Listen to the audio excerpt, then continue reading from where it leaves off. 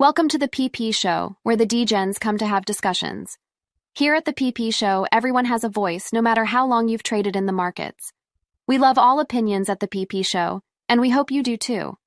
Always remember this show is mainly comprised of opinion, speculation, and entertainment. So sit back, relax, and enjoy the show, you dildo enthusiasts. God bless Teddy and G-Merica. One last thing, always remember, talk is cheap. It takes money to buy whiskey.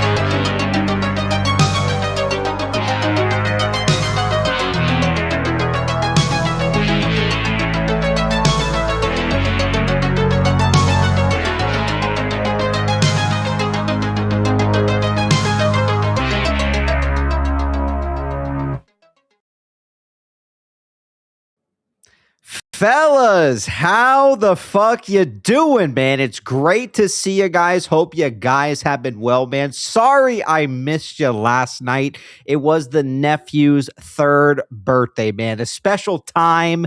And again, we got the new one here as well that was born last week as well. So my sister has been, all over the place, man. 2 kids, it can be crazy, man. So we're here this afternoon. Peepee's a little tired, man. I tried to hold out until this evening, but man, I am exhausted by this afternoon, man. We still have like 5 hours to go until the evening show. So I figured, instead of canceling the show, let's just go live this afternoon. Whoever's around is around this afternoon. It may just be me. I think maybe Wally might show up. Michael's a maybe. ABC's a maybe. So we're here this afternoon. I'm going to give my opinions about what's going on here. And there is some exciting stuff that has kind of popped up lately as well. Again, right as we started the show, Larry Chang signaling the innings, right? The thing that we've kind of heard from Bill. So we are here this afternoon. I don't expect a whole lot of people here this afternoon. But again, for the people who are working things like that, at least you can catch the replay, man. So PB's going to bed early tonight, man. All right. Back in the day, it was a lot fucking, I used to wake up like 1, 2 p.m., man, do the live show 7 o'clock till sometimes fucking midnight, man, So again, PP's an old man these days. So welcome to the show. Let's get in the legality. Won't waste any more time here. Great to see everybody here this afternoon. We do have some people here backstage as well, which we can pull on as well. We'll get some of their opinions here. I want to cover some of my opinions about this world tour that Ryan Cohen has kind of been going around giving his opinions. He's doing a lot of interviews. And again, I was sad to see that my question was not answered with the Anthony interview with RC.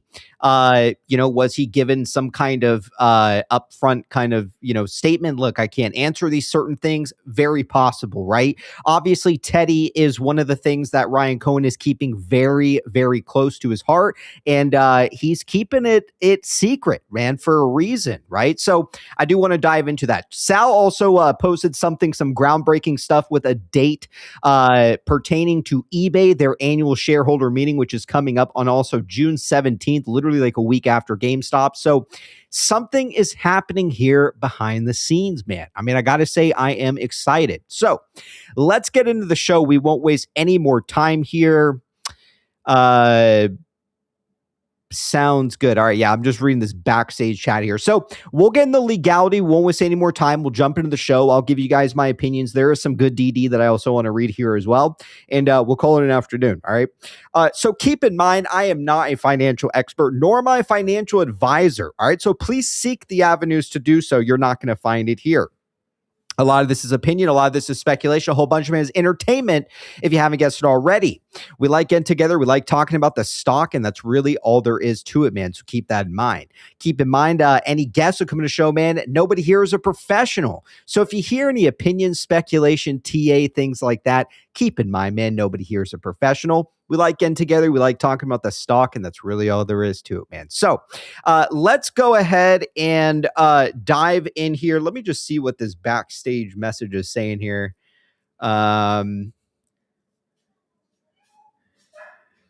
Sure, that sounds good. Yeah, Guido, you can hang out backstage here, and we also have someone reverse merger. We'll pull reverse merger out here. I don't know if Guido wants to stay backstage, but we'll dive into it. We'll see what their opinions are, and then I want to cover some of this stuff here. Oh, you want to show back there? All right, sounds good. All right, let's get into it, fellas. Like I said, yeah, typically we got Michael, somebody here. We pull in, play the intro, things like that. So let's get into it. I know someone out in the chat said they picked up 100K PP coins. Right on, man. He wanted a PP level up. PP is on a rip, man. So here's that PP level up for you.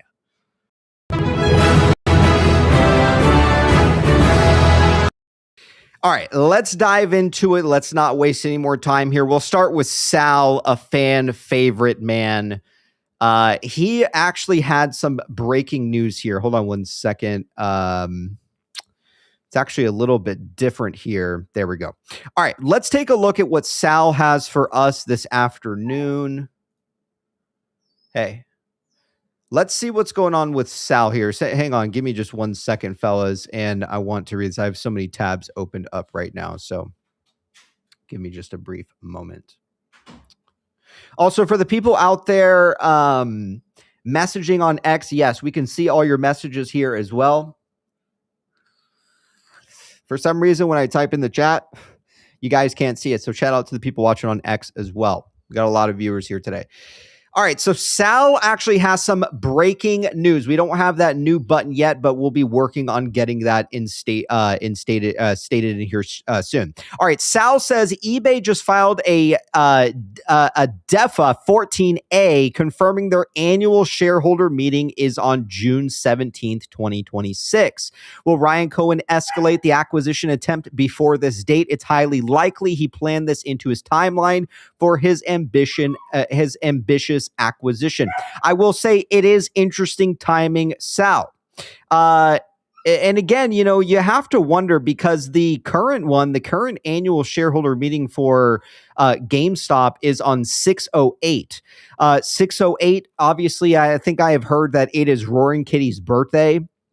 Correct me if I'm wrong in the chat, which is an interesting date to choose. But not only is it Roaring Kitty's birthday on this date that the GameStop board is going to be getting together and actually, doing like this vote here on the shareholder meeting. It also lines up with the horse head, the 1-2 switch that we saw a few years ago. For some people who don't remember, the stocking horse bid for Bed Bath & Beyond, it ended on 6/08/2023. And sure enough, on that same day, we did in fact write down to the time, right, that they closed that bidding.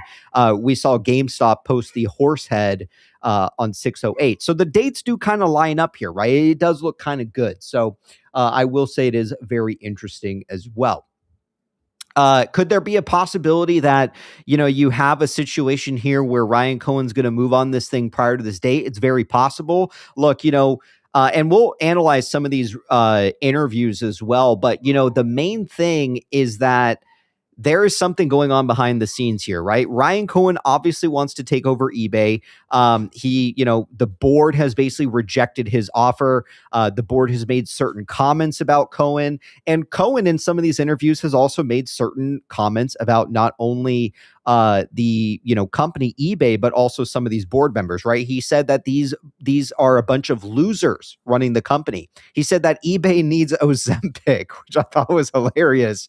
But again, there is something going on here behind the scenes. Now, there's a high probability, right, that Sal is onto something here where you could in fact see Ryan Cohen kind of make his move before this date. So I do like it.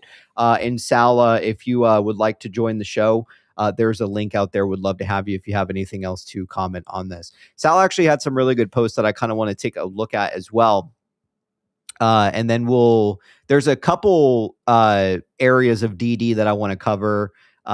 Kinky had written something really well and stuff like that. So we'll take a look here. So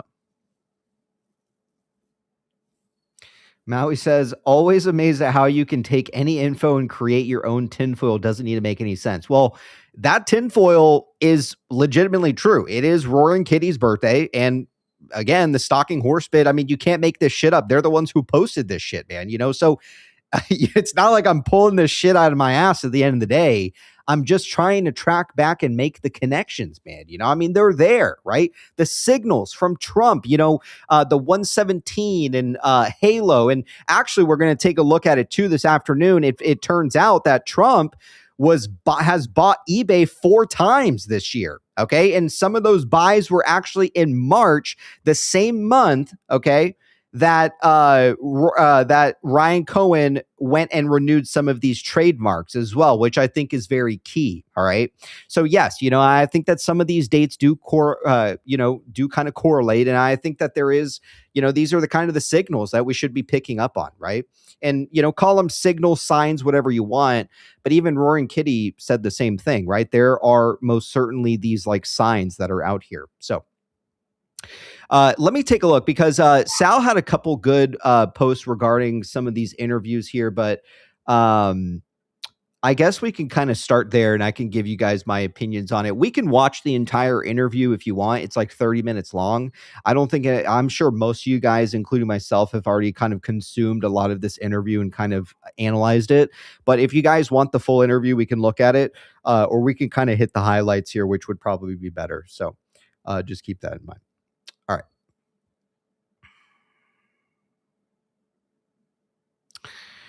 All right, since we're already on Sal's page here, why don't we just take like a couple looks here at what he is talking about? So this was another post from Sal.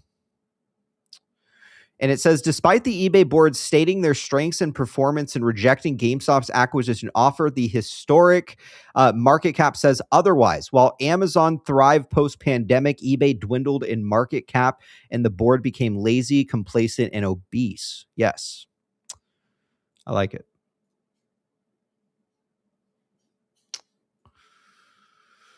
Looks like Wally Buck is actually here this afternoon. Why don't I pull in Wally Buck and we'll get some opinions from Wally as well. Chat, welcome Wally Buck.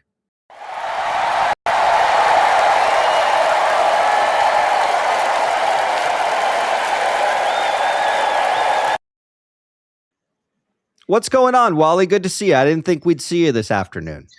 PP, starting the show in the middle of the workday. Get a job, man. We haven't gotten paid yet. What are you doing? I work in the mornings, man. All right. I'm tired. All right. All right.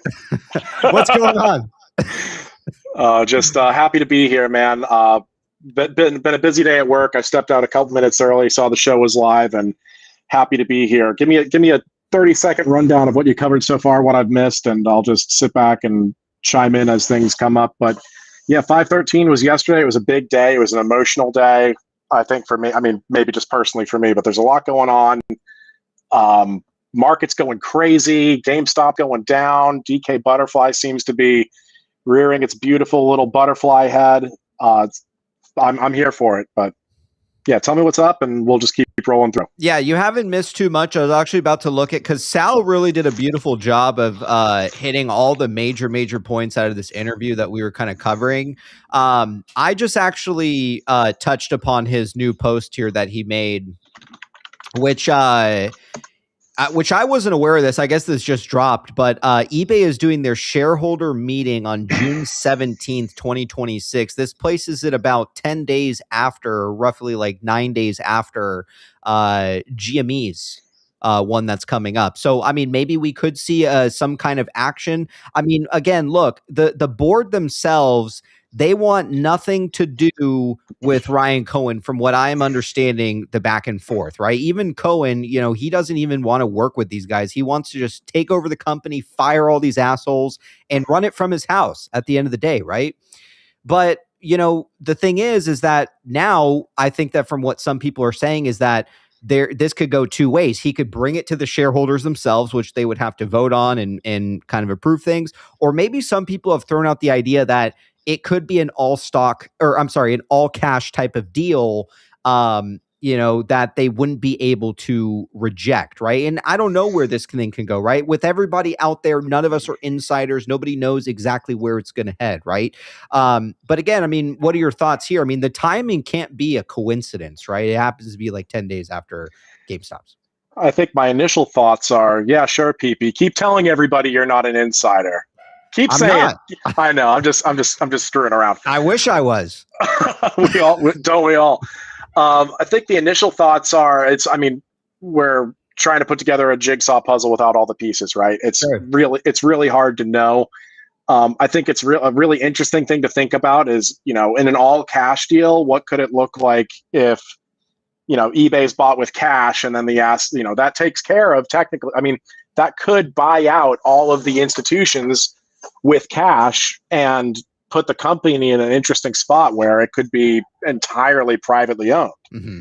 I'm not the lawyer that could really expand on what all of the implications for that are, but I know there are challenges if you're not, and regulations about non-accredited investors being able to hold an equity interest in a private company. Mm-hmm. If potentially eBay is bought out with cash and no stock, there's no equity component there. I think it opens up an entirely different spectrum of possibilities that wouldn't exist if it was a half cash, half stock deal. But that's a gut feeling. It's something to think about, and I'd love to see some people share some ideas about what the potential ramifications of something like that are. Mm-hmm. Another thing I'm really interested in from yesterday is we had 2 interviews yesterday, and I think I think there was a lot of information that was not super insightful or interesting to people like us that have been following this very closely for as much time as we have. Yeah. I think most of, I'd say probably 80 to 90% of what was in those interviews was really kind of like Jake was saying, it's kind of like the Bond roadshow, right? Like he's making a case to the institutions and going on this media tour to expose his brand to a wider audience of people that weren't previously aware of who he is, what his priorities are, what his background is, and the success that he's had and the hard work that he's put in.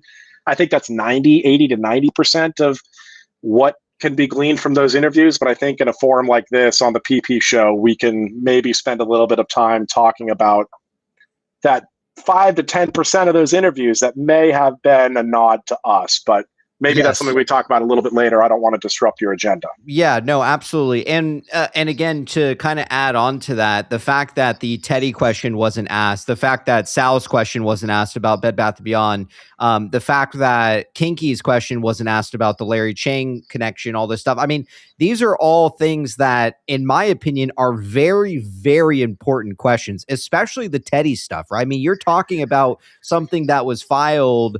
These Teddy trademarks date all the way back to, it was incorporated on the 21st of July. And then I think it was 2022 of July. Correct me if I'm wrong. Maybe it was 2021. I'm not too sure. Someone will have to verify that. But we do know that obviously this Teddy, whatever's going on, this is all tied hand in hand, and especially with eBay. And for the longest time, a lot of us would kind of discuss the Alibaba stuff. We would discuss the obviously the biggest one being Bed Bath & Beyond, right?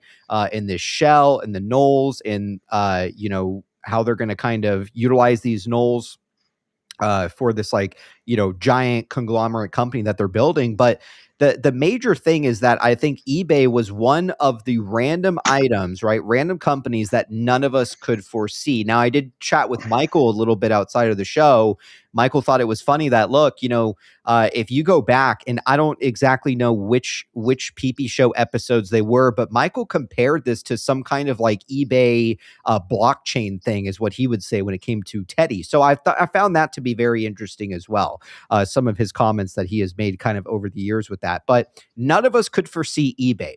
And a lot of us are sitting here scratching our head wondering, how does the eBay angle kind of tie hand in hand here? Well, it's a well-known brand for one, right? It's an online marketplace that could in fact go toe-to-toe with Amazon. And again, and there's a comment here in the chat that I'm going to address. Yes, he is taking on Amazon, right? But there's a certain way that I think he wants to take on Amazon. And this was a message here in the chat from Phantom. He says, in RC interview with Piers Morgan, he said he doesn't want to compete head-to-head with Amazon. He doesn't want to sell consumables, but does that invalidate the DK theory? No, not necessarily. I think that what he said specifically is he wants to specifically focus on like collectibles, certain things that you can go. And, I think that you could see a scenario here where, look, because I've said it many, many times here that I think that Newell is part of this as well to some degree. And we know that Newell is kind of like this, baby manufacturing type of business. And I could see a scenario here where, yes, one of those companies could be acquired and they sell certain like baby items, right? Or certain specific types of things. Does he want it to be this all-encompassing type of company like Amazon where you could just go on there and order like a fucking wrench or something? I'm not really too sure. It doesn't sound like that's what he's fixated on. It seems like he wants to really hone in on certain, not only the collectible market, but also very specific types of items. You could have baby items. You could have certain types of quality of, because some of these trademarks, cover like bath towels, things like that, right? So I don't think it's going to be exactly how we have kind of envisioned, where it's just going to be this like giant company you can go online and just order anything you fucking want in the world, right? But there will be a way that they can in fact go toe to toe with Amazon. And I think one of those things too is, yes, having these American brands that are going to like represent themselves on some of these online sites and the quality of their materials, right? We can all agree, probably 90% of us who order anything on Amazon, usually it's just fucking junk, right? It's just like third party made, junk from China. It breaks, things like that. And you could have a scenario here where he wants to focus more on like the quality type of items. I don't know. I don't speak for Cohen, but this is kind of what I get from some of these interviews and kind of listening to him kind of walk through this. So just to answer your question out there, fam, that's kind of how I feel about it, right? All right. And real quick on that, PP, I think Ryan's been pretty clear with what he wants to communicate about the vision for his leadership of eBay and what he means by competing against Amazon.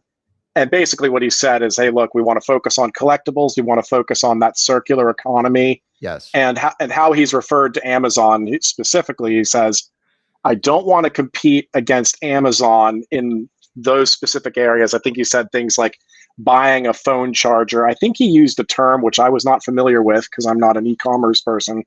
I think he called it a tier one consumable or a tier one commerce, which is kind of like that Walmart shopping aspect of things.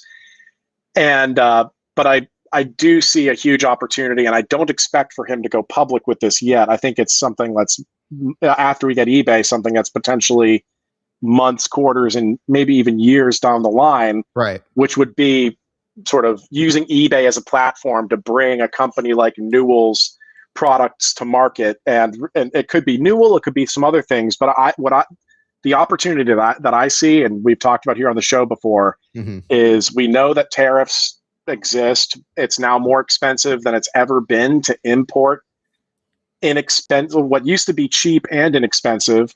Now they're just cheap quality and expensive tier one category, like that tier one commerce type of product. It's more expensive than it's ever been to get that product here from China.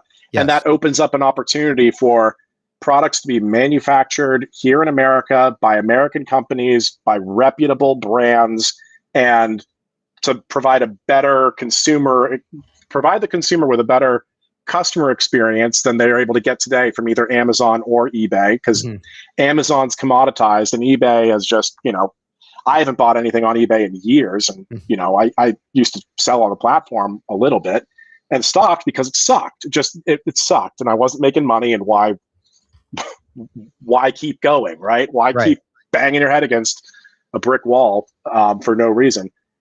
But I think there's an opportunity for him to focus on the customer experience, which is going to be the first priority, cut SG&A while simultaneously investing in areas where it makes sense to improve the customer experience.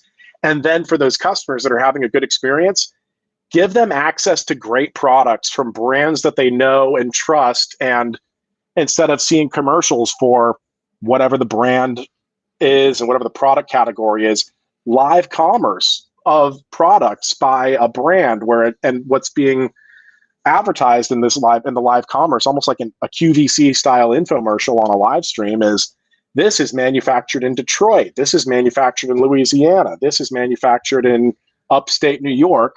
Right. This is what the product does. This is what's great about it. And when you buy now, it comes with a 1-year manufacturer's warranty that kicks the shit out of the 2-week product guarantee that Amazon provides. And that just creates a perverse incentive for, if you're going to buy like a fucking like drink mixer or coffee frother or something, they only need it to last 20 days. It can break by the first time you try to recharge the rechargeable battery, because that's how the incentives are set up. So I think there's a longer term opportunity. First, Ryan would have to fix the customer experience, invest in the technology in the area that makes sense to make it a better product for his customers, which are the sellers, that can do a better job taking care of their buyers, cut the costs. Once he does that, there's a huge opportunity. He doesn't need to be selling phone chargers, but he can strategically partner with good brands manufactured Absolutely. here in America, and and focus on that, how that can integrate into he's as he's positioning GameStop into this whole scenario. He's been pretty repetitive in saying, like, hey, GameStop doesn't have 1,600 GameStop stores. What GameStop has is the asset of 1,600 strategically located physical retail locations, and that the product mix that they keep in those stores is going to change when we get eBay. Right. And we're about we're about to add ABC in here too. Another thing that I just want to add too is that the accessibility for, someone like a retail consumer to go on this site and actually sell something themselves too. And also it's generating money for the company at the same time, right? Last time I checked, the eBay fees are like they're crazy, man. You sell something on there, they take huge chunks, right? And also, you can use some of like their ad stuff, things like that. So I do think that it is most certainly it is the perfect company, I think, for Ryan Cohen. And yes, I think that it's all going to kind of play a role here. DK Butterfly, all of this stuff, but you got to start with something, I think, that is like a well-known brand to really launch this thing. So real quick, let's add ABC in here and what he thinks. Chat, please give a warm welcome to the legend man out there, ABC.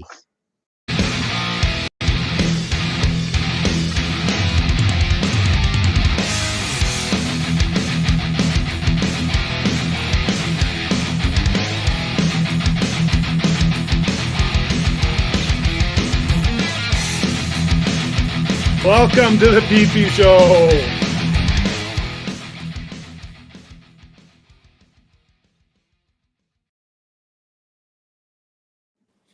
ABC, what's going on, my man?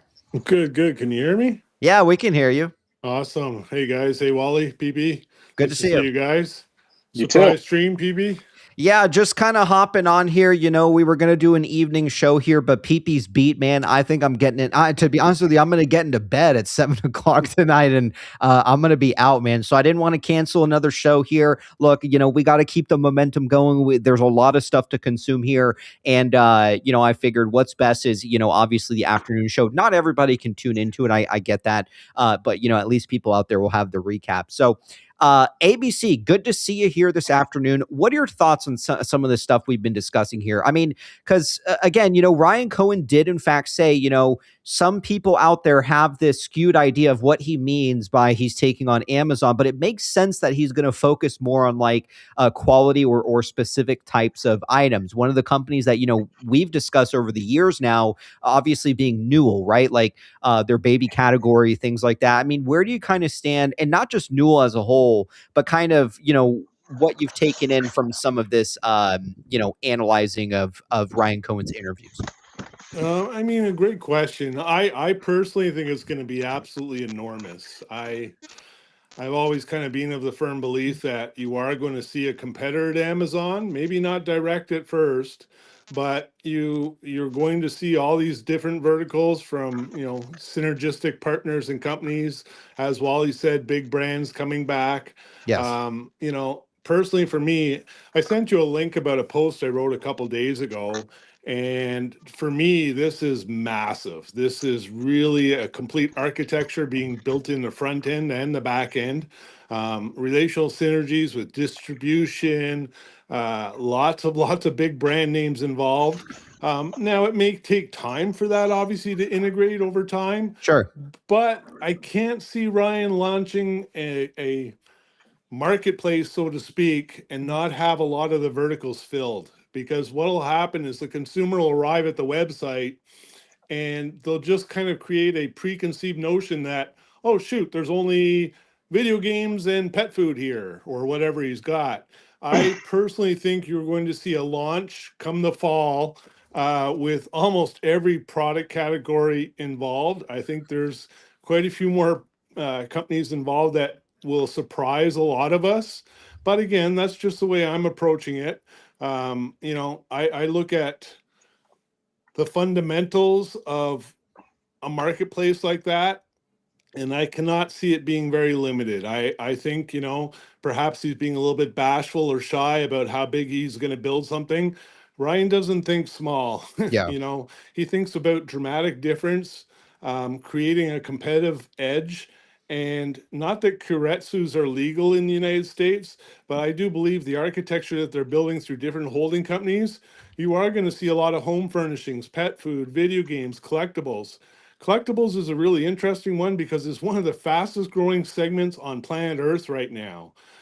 Absolutely skyrocketing.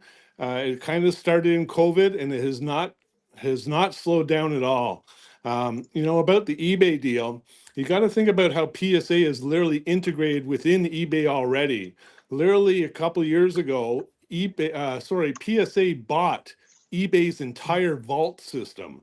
So they literally acquired eBay's vault and Yes. are responsible for managing the vault and the storage of all the cards that eBay has. They've also got kind of a hands-off experience where you can literally buy on eBay an ungraded card and it's hands-free, where it'll automatically be sent to PSA, graded, and then shipped to the customer's house or stored in the vault. So again, they've got all these integrations within the collectibles industry that tells me that this is going to be very, very big. And to me, whether the deal's done or not, I do believe he's going to get eBay without question. Mm-hmm. Yeah, there's no doubt about it, right? And kind of how he's launching this thing, I think, is very key as well. And I don't think it's just going to stop at eBay, right? And one thing that we've been tracking as well is how Overstock, right, run by Marcus Lemonis, how they have basically acquired the Baby IP. They've acquired the Bed Bath and Beyond name. We know that they've changed their corporate name back to Bed Bath & Beyond. And hell, at the end of the day, they've even changed the ticker right back to BBBY, right?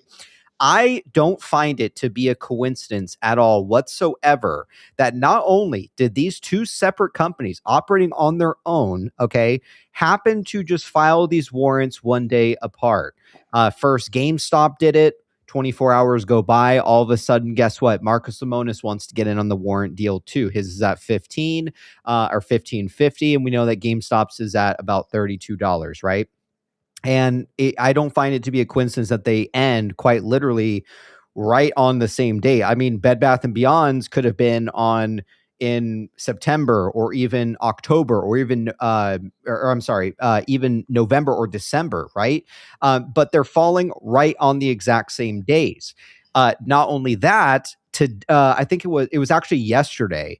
Yesterday was the date to vote to expand the TSO for Bed Bath & Beyond. Well, coincidentally, in the same week, okay, we also have Ryan, or maybe it was at the end of last week, we have GameStop, right? Ryan Cohen basically saying we want to increase the TSO, to 2.5 billion, or the authorized share is what I should say, right? For the people out there that scream dilution. Nothing has happened yet. Okay, back in 2022. If you were a GameStop investor, you actually voted to increase the authorized shares up to 1 billion. A lot of us were okay with that, right? Jump to today, everybody's losing their fucking minds. I don't know if it's like, well, it's funny because a lot of the so-and-so people who are losing their minds are really like these accounts that were just made coincidentally in 2026, never seen them before, right? But everybody who's been here long enough knows that this is a lot bigger than what we're anticipating, right? And the fact that GameStop as well within like this like a couple day window is basically doing the same thing where they want to increase the TSO tells me that there is a major move coming here, right? Then I start to think about it, around this time when in 2024, May 17th, it kicked off when Ryan Cohen did this large ATM. And you also saw Chewy do it on the same day as well, right? Another connection there.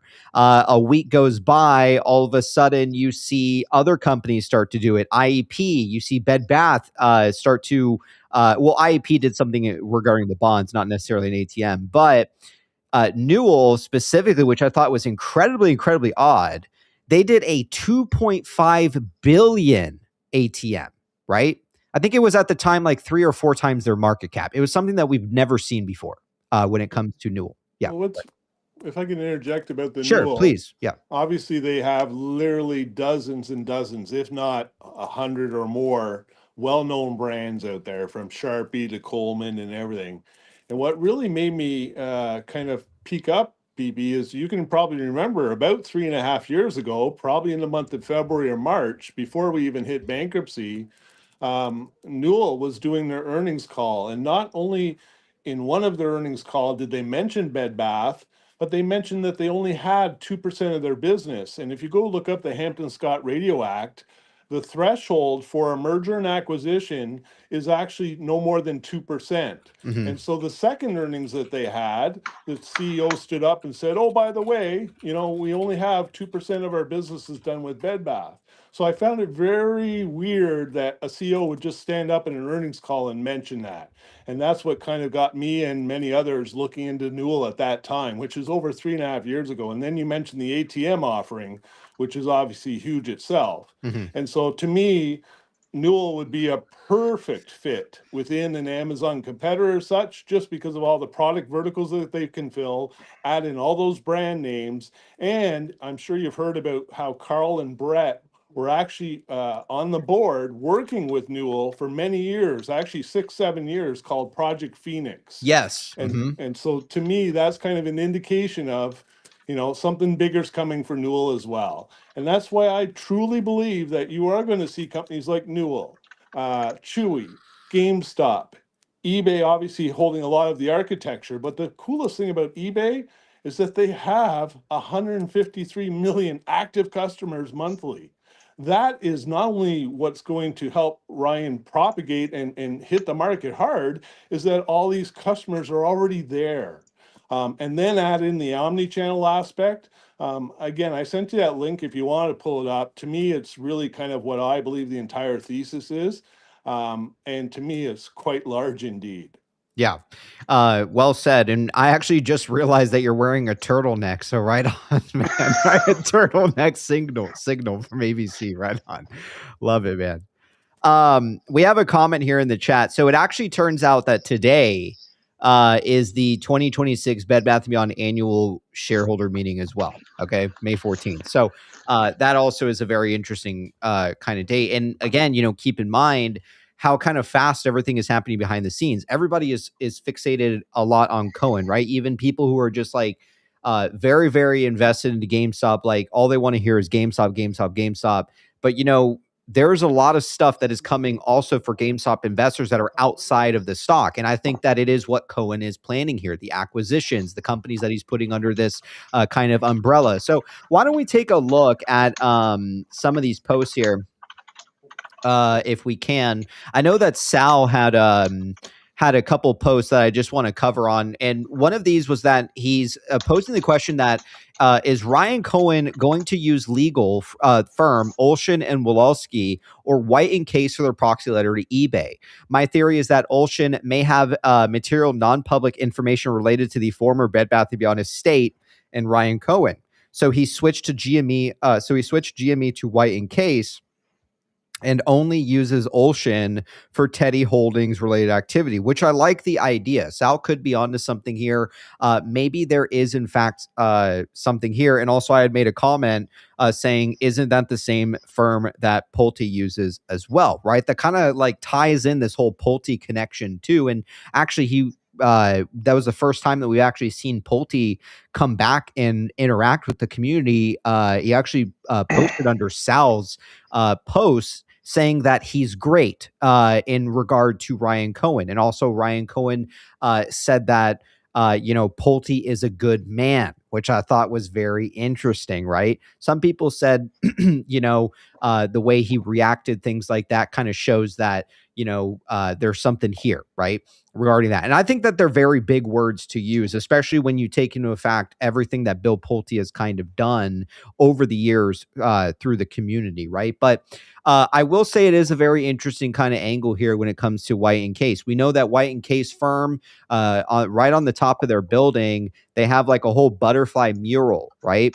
White and Case is the same company that actually took Hertz shareholders out of bankruptcy. Okay. So this is the same firm that handled the entire Hertz ordeal, right? In their bankruptcy. So The connections are there. Do we know whether or not they're going to lean towards Olshan, Wolowski, or White and Case? Nobody really knows yet. But what Sal is kind of showcasing here, I think, is very key and very important, because it's a great question to ask here, whether or not he's had to actually legally switch and use White and Case due to whatever's happening, regarding the Teddy stuff and obviously Bed Bath & Beyond. Because I'm pretty sure, if I'm not mistaken, their firm has been mentioned in those bankruptcy documents as well, which Cohen is too. So I like it. If you kind of have to keep the 2 and 2 separate, but if you guys have any other opinions on this, let me know. And I'm going to go ahead and move on to the next one. If you guys have anything to say about White and Case. Nothing about White and Case, but you mentioned a couple things about Pulte and the interviews yesterday. So I'm sure later in the show, we'll have an opportunity to talk about the Anthony Pompliano interview and the Piers Morgan interview. I think there's, like I said earlier, 80-90% of what was in that was for everybody else. I think 5 or 10% of it was for us. So yes, we'll talk about that later. Yeah. XTX in the chat was going to mention Hertz, but figured you get to it. Nice, PB. Yeah. First thing I think about with White and Case is the butterflies on the building. And not only that, I have heard, because this is in Miami, I have heard from people's account that the offices of Citadel, they actually oversee this building every day. So if they go over to the window and they're looking out at fucking Miami, they're seeing the fucking butterflies right there, man. So is it a troll? Most likely. Yeah. I mean, it's kind of like a way to remind Citadel that, look, it's going to come crashing down eventually, right? Like they have to remind them every day. So that tidbit I thought was very interesting too. The fact that there's a mural of butterflies on the top, the fact that they are connected to this like other bankruptcy with Hertz and how those shareholders were made whole due to this, this law firm kind of bringing them out of bankruptcy, I think is very key. So it's all connected. Now, the other thing that I found very interesting as well is how Ryan Cohen confirms that he texted with Elon Musk. Let's play this clip here because, again, it's 30 minutes long. I think that covering like the highlights might be a little bit more worth it, in my opinion.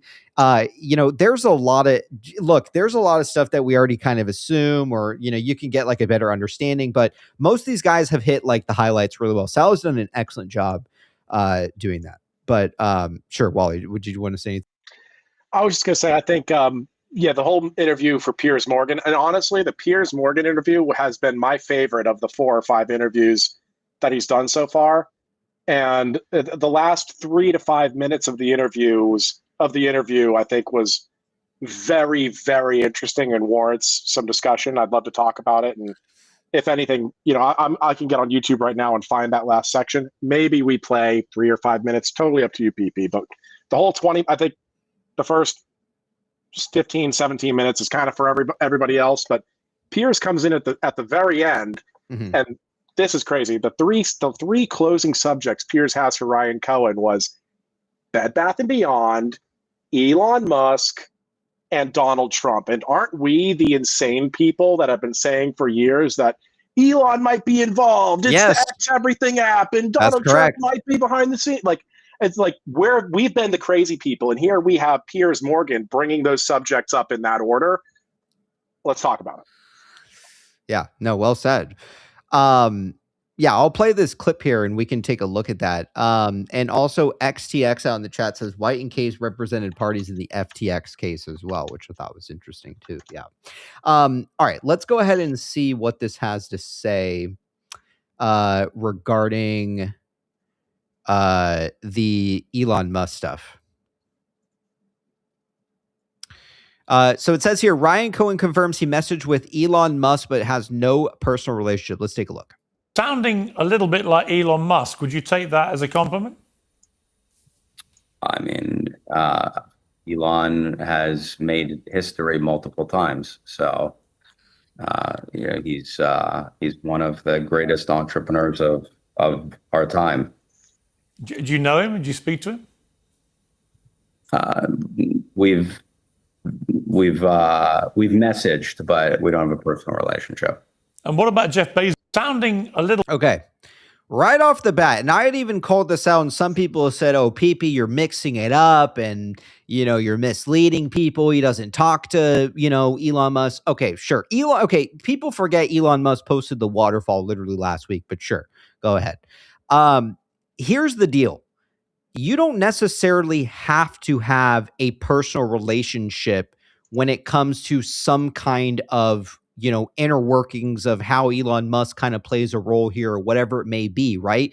Number one, he doesn't even go into detail about what those texts are even about, right? He doesn't go into detail about what was said. He doesn't go into detail about essentially like what they've been discussing. He just basically says, we've texted a few times. And the thing that, where my mind goes is when essentially Ryan Cohen had met with Carl Icahn, and he's never even come out and stated anything like, oh yeah, me and Carl have a relationship and all that. We know those two met, right?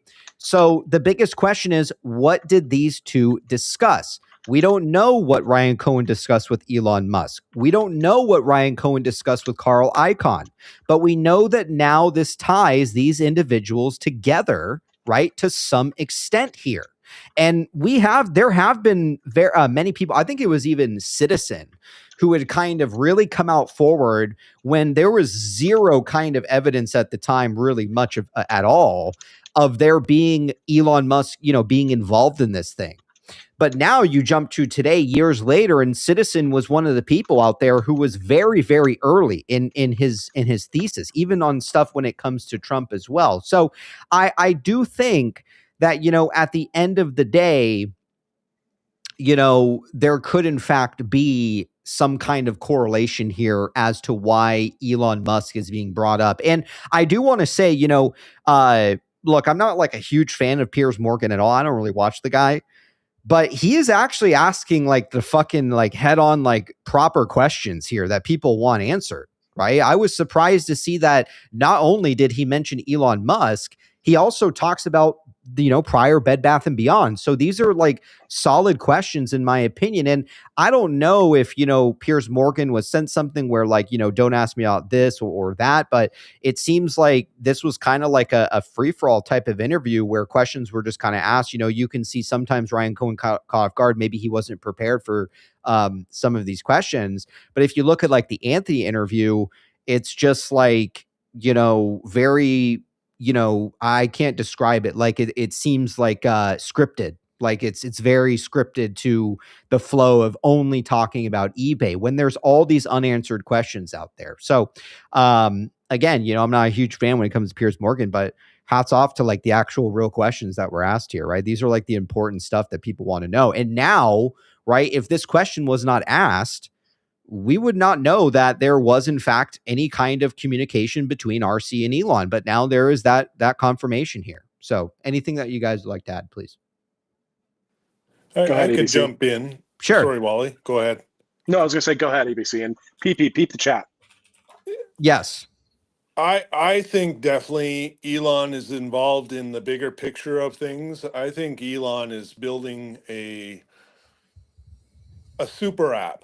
And I think you're going to see shopping, trade, finance, everything within a complete ecosystem through the X platform. And so wouldn't it be smart to partner with a retail guru named Ryan Cohen out there, where Absolutely. Elon has, hundreds of millions of customers through the app, and you can integrate. You've now got the ability to make payments through X. You've got the ability to buy stocks through the apps, communities. I mean, the whole ecosystem of both community, shopping, trading, finance.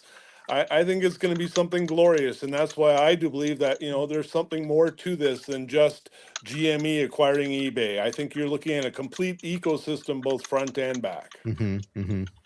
Yeah. No, I like it, ABC, because there's obviously something going on behind the scenes here that, a lot of people have pieced together, and we don't know what these two individuals talked about. We don't know what Carl Icahn and, Ryan Cohen talked about, and no one has even gone as far as even asked that question, what's your relationship when it comes to Carl Icahn, right? Real quick, PP, sure. Just to reinforce what ABC said, and I agree entirely. I mean, I think it has to do with what's the incentive for, yeah, sure. Would we like to have Elon, the richest public figure in the world, backing our play? Selfishly, of course we would, right? Like, why wouldn't we want that partnership? But to be objective and to just keep ourselves grounded in reality, we also have to be able to have an understanding of what does Elon get out of it, right? Because nobody does anything if there's not some element of self-interest in it for themselves. Elon, I drive a Tesla. I love the car. It's a great product, but it's not a great experience to get it worked on. It's not a great, I mean, they do a good job with their sales cycle, but as soon as you need to get it worked on or something, it's just like, Elon's a great engineer, and a lot of great engineers that are also great business people, they attribute the success that they have on their platforms to being like, well, I'm just going to make a product that's so damn good that people have to buy it because there's not a competitive option out there, and it allows them to not have to focus on things like the customer experience. It's like, if you don't like it, go buy a more expensive, shittier product from someone else. I'm going to focus on building the products, and great products sell themselves.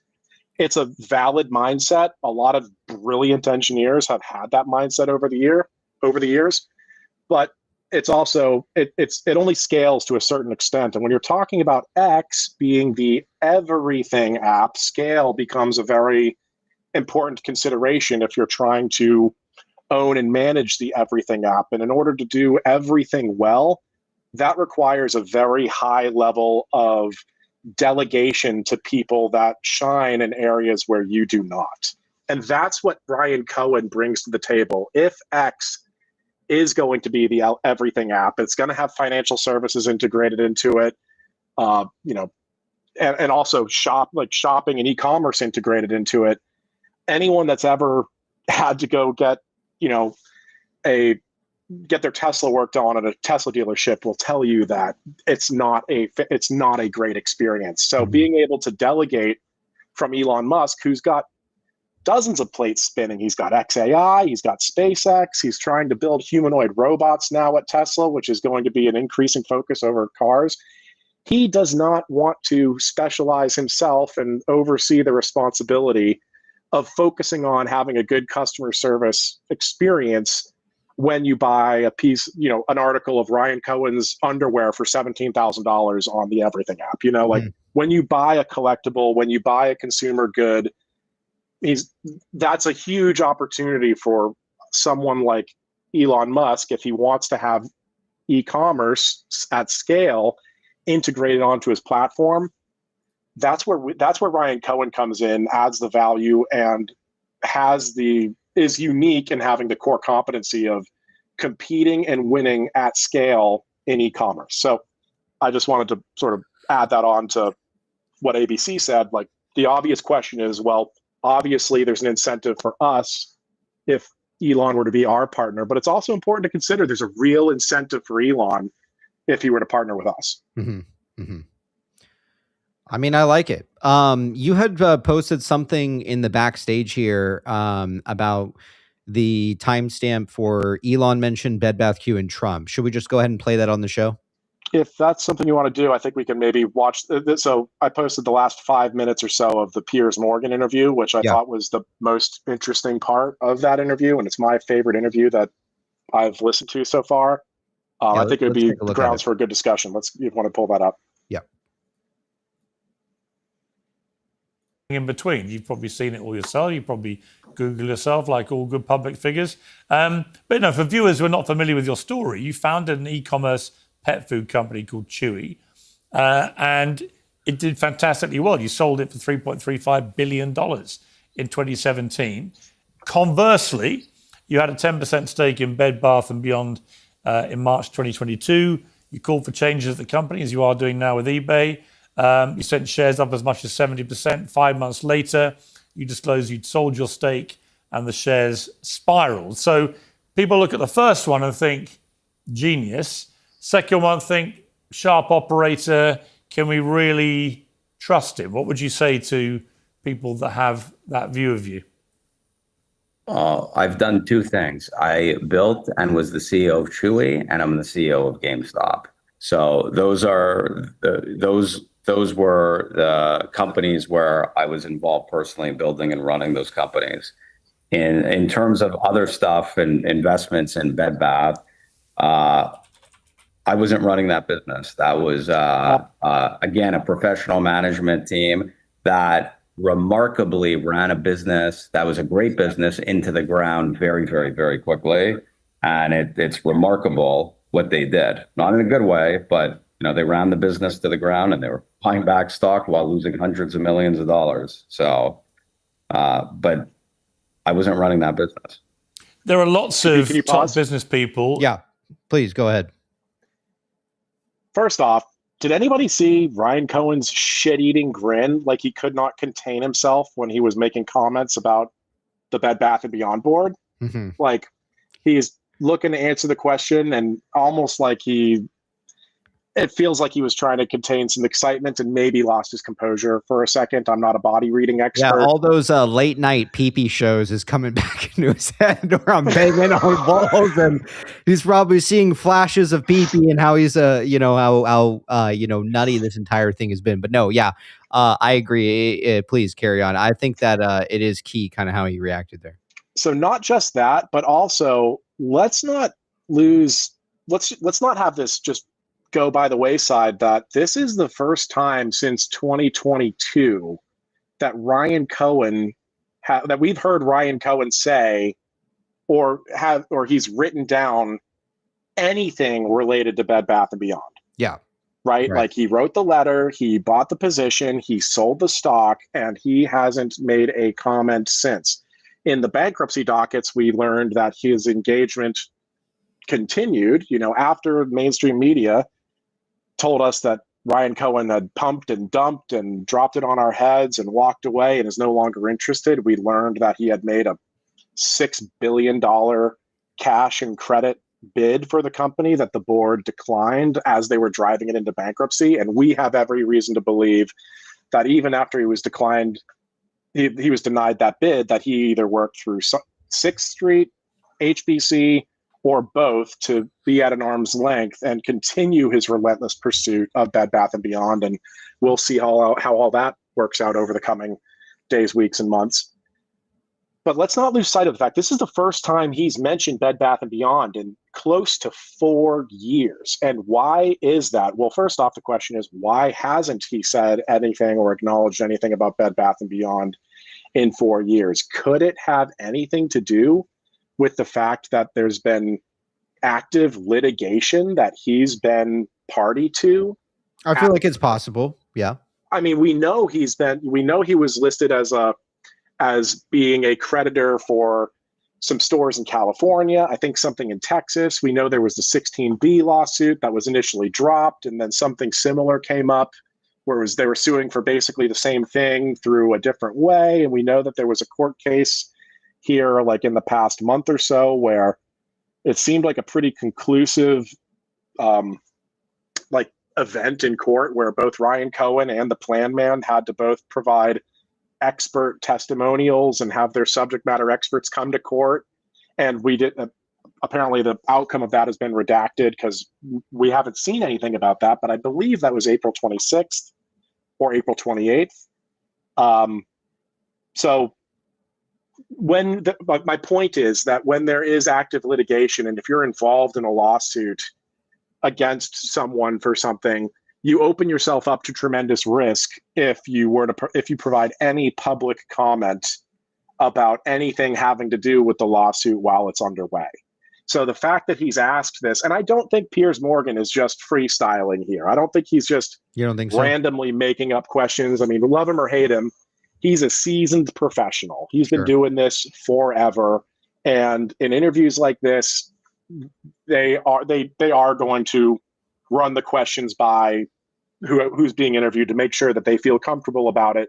It's just something you do as a matter of respect. And Piers is a professional, love him or hate him. Sure. So the fact that Ryan Cohen is addressing this question, to me, indicates that whatever legal matters he has personally been involved with through this Bed Bath & Beyond bankruptcy saga and this active litigation, it's now behind him. And the fact that he's able to say things like, yeah, it's a professional management team, just like eBay. And it's remarkable how they ran the business into the ground and destroyed a great American company with the velocity that they did. And I don't say remarkable in a good way. Like those type of statements, I mean, whether or not you win the case, saying that in a public forum like this could be grounds for the opening of a defamation or a libel lawsuit. It could be, if there was not some sort of previous litigation where some conclusion was made. So maybe I'm speculating here. Maybe this is a stretch. I don't think it is. I think that that Ryan Cohen's participation in active litigation as it relates to the Bed Bath & Beyond bankruptcy is concluded, and not just concluded. I think that whatever settlement has been made, whatever the court's findings are, whatever summary judgment has been a part of that legal proceeding, that Ryan Cohen came out on top. Because if he didn't, and he were to make statements like, yeah, the board sucked, they're professional managers that destroyed a great company at a remarkable, it's remarkable how effectively they did it. If he were not on the positive side of the outcome from this litigation that we may be able to conclude based on his addressing this in a public forum is now behind him, he'd be opening himself up to risks if he's out here talking shit about a legal matter that has been settled or there has been judgment on, and he's saying things publicly that are contrary to, a sealed settlement. So I'd like for there to be a discussion about that. I don't know that what I'm saying necessarily is true word for word and letter of the law, but that's my interpretation, and that's why we're here, is to share our ideas. Yeah, no, I like it. Real quick, I missed this tip. My apologies, from Dizzy Kite for the 10. Appreciate the love. IMO, eBay is the wrong co. Etsy could be acquired for $5 billion out of 9 on hand. No dilution. eBay old and tired. Etsy is fresh, modern, good for collectibles and new, unique streams. Big miss opportunity. Now, while I agree it's a good, target acquisition company, we have to remember Nat Turner sits on the board for a reason, right? Of GameStop. And the fact is that we have the connection, like ABC had kind of mentioned earlier, how PSA owns this vault from eBay, right? Nat Turner sits on this board and he owns no shares whatsoever of GameStop. And I find that very odd in itself that, number one, you have Cohen who comes out and publicly says, he wants people on his board who buy their own shares. We've heard it many, many times before. This is a man who puts his money where his mouth is, just like the other board members, right? Now, why is it that Nat Turner sits on this board and owns no shares? Well, the only thing I could think of is that it has something to do with if, this has been in fact in the works for a while, longer than we have kind of been led to believe, because, one day, I don't think one day Ryan Cohen just woke up, wrote this letter and said, we're taking on eBay. No fucking chance. All right. If you go back and you track back who is coming to the board, especially Nat Turner, this connection to PSA, the partnership they have with now Power Packs, PSA, and this connection to eBay is very clear, especially the fact that he has no fucking shares. So I don't think, and this is just my opinion at the end of the day, I could be completely wrong and that's fine, but something is preventing, in my opinion, Nat Turner from being able to buy shares of GameStop. Now, could that be in fact because there is some kind of merger happening behind the scenes or acquisition that has gone on longer than a lot of us have realized? It is a possibility. But even Nat Turner, right? A lot of people kept pressing him. Why do you not own GameStop shares? Why do you not own GameStop shares? And he says, what do you say? He said, I'm going to leave the board if you keep asking me that, right? He gets like offended of it. And it's just like, why though do you not own the game? I mean, why can't he come out and say, this is why I don't have shares in GameStop? I think that it could be maybe some form of material non-public information as him on the board, and this connection to eBay. And I could be completely wrong, but look, that is most likely the logical scenario here. right? Nobody can really answer the fact. I mean, if you're sitting on this board, you have partnerships with power packs. You have, someone like Ryan Cohen, $9 billion in cash. They're doing acquisition merger. Why the fuck would you not buy shares of this stock unless you are prevented from doing so? ABC, please, do you have anything to add regarding this before we continue on with the interview? I look at the timelines. I see an integration of PSA and eBay. Then I see PSA, who is collectors. And don't forget, Nat Turner is actually the gentleman that was responsible. He was tasked by Stephen Cohen to go out and kind of DPO, do an Direct offering public to offering. and so this company, which I think they acquired 700 or 800 million dollars privately, it is a crown jewel in the collectibles industry. And then you see the integration with eBay, and then you see Ryan at a basketball game in somebody's chair, and then you see the gentleman on the board not buying shares, and then you see Ryan making an offer for eBay. Kind of makes sense why Nat doesn't have shares in GME. That to me would be a conflict of interest at this point in time. Mm-hmm. Mm-hmm. Yeah, something's ABC, going on here. Yeah, go ahead, Wally. ABC, any thoughts on the Bed Bath & Beyond question posed by Piers to Ryan and how he answered it here? Do you think I'm being too speculative in my interpretation of this? I'm interested to know what you think. I think we all suffer a little bit from confirmation bias, right? We want to hear certain answers, and we look at Ryan's body language, we look at the question. Ultimately, we know that Ryan was an interested party. He was a creditor, he was a debtor, and we haven't had resolution. We haven't had a final decree. So to me, that question is valid simply because everybody knows that Ryan went into Bed Bath, apparently sold his stock, but there's more to it than this. There's a lot more to it. And so, I mean, ultimately, as a old legacy Bed Bath and Beyond holder, you're going to try and figure out what he's really trying to say. I think he was straightforward. That board crushed the company and it ended up going into bankruptcy. Now the question is why did the judge freeze the shares? Why did the judge ask Seed & Co. for a list of all the shareholders? So there's a lot more to it. And ultimately, I don't think Ryan's in a position to disclose any more if he is involved. I personally don't think Ryan was behind the estate in terms of the DIP financing. I believe it's another person. And I believe Ryan, if he was to acquire the shell, would be a second change of control. But because of the Knowles and the parameters of something called a 3-year look back period, really, whenever that first change of control had happened, I believe there is a 3-year hiatus where Ryan can't do anything simply because of his prior 5% ownership. So I think that is passed. I think that window's passed. I think you're now seeing him put together the pieces of the puzzle that he wants to build and orchestrate something on a larger scale.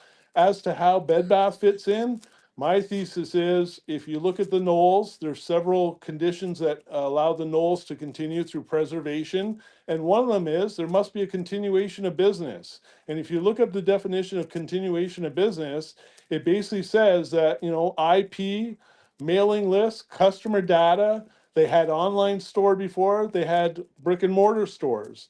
I look at the new Bed Bath and Beyond, and to me, that looks like a going concern completely. And then when you look into the old QSIP that's tied into the new warrants that were offered by the new company, I don't think this song and dance is over. But Ryan, when he was faced with the question, had to answer straightforward based on the predicament that I believe is happening. And James Cox here makes a good point. He says Salvatore said he had a friend of his that actually went on to Piers Morgan's show that was not given questions ahead of time. And you can even kind of see, because it's a large, like for me, it's super big on my screen. I don't know how large it is on your screen, but you can kind of see RC like analyzing the question as well while it's being asked. So I don't know, I will say, to Wally Buck, yes, you typically do have kind of questions that are asked here, but I don't know how this like Piers Morgan uncensored kind of goes. Maybe it is something where it's just kind of like flat out there, ask the questions. Maybe there's ballpark stuff like, hey, can we ask you about maybe your time at Bed Bath or something like that, something vague to where he's not completely caught off guard here. And at the end of the day, if he didn't want to answer anything, he could simply say no comment, right? He doesn't mention the lawsuit. He doesn't mention other certain things as well within that. He kind of just keeps it very straight and straightforward with what's going on. And when you really analyze, what's going on here, I think that, yes, they are trying to deal with a lot of this debt that the company has. Like, let's say, yes, we are in fact 100% correct that Ryan Cohen, GME, or whoever is going to move on this shell of a company, they don't want to pay a cent over what they've probably already paid via like the HBC deal or whatever it may be, right? They've probably shelled out a lot of money already to begin with. And there's a post I want to cover later for the win post where he kind of breaks down and he shows you like, where GameStop had this like $1 billion, then all of a sudden 311 million is missing around this like April 2023 area, right? So, or it was reported around April 2023, but we know that HBC entered around February/March. So that could have been the signal where, HBC was doing business on behalf of potentially maybe GameStop, right? And acquiring these shares. It does show a reduction in their balance sheet for exactly 311 million, right? I've spoke about it with Kinky. Me and him go back and forth. He's like, I just don't see it due to the investment policy, things like that. But I am looking at the numbers and the numbers do line up here. Whether or not we agree, look, we can have these discussions, but the thing is that the evidence does in fact show a reduction of 311 million on their balance sheet, which would confirm right around this time, right, that they were in fact the ones who were possibly buying this. Then factor in Travis's post where it kind of talks about the losses that they have on their balance sheet as well that they haven't sold, right? Which I'll pull it up and piece it together for everybody. But those are some of the things. Jump in, yeah, PP. please. Yeah, go ahead. What's really interesting is obviously HBC showed up February 9th. They did the at the market offering. And then HBC is obviously being taken to court by the plan administrator. And he's seeking $311 million, right? So you've got the plan man literally trying to claw back $311 million from HBC. Then after the HBC deal closed, because the floor price was getting too low where it just didn't make economic sense anymore, a new offering was brought to the table by B. Riley. Yes. B. Riley had two offerings, one for about $300 million and one for about $1 billion. Now, we did find out in court that the B. Riley offering was actually canceled publicly, but it didn't say anything about it being canceled privately. And if you look at the initial paragraph of the B. Riley offering, it said that we can actually sell this to a third party privately. And so if you take the math of the TSO being at 117 million before HBC showed up, then you add 311 for HBC, right? Because the plan man is suing 311. And then you look at the B. Riley situation, another 311. And then you look at how the court asked the DTC for their total amount sold. They came back at 782 or 789 million.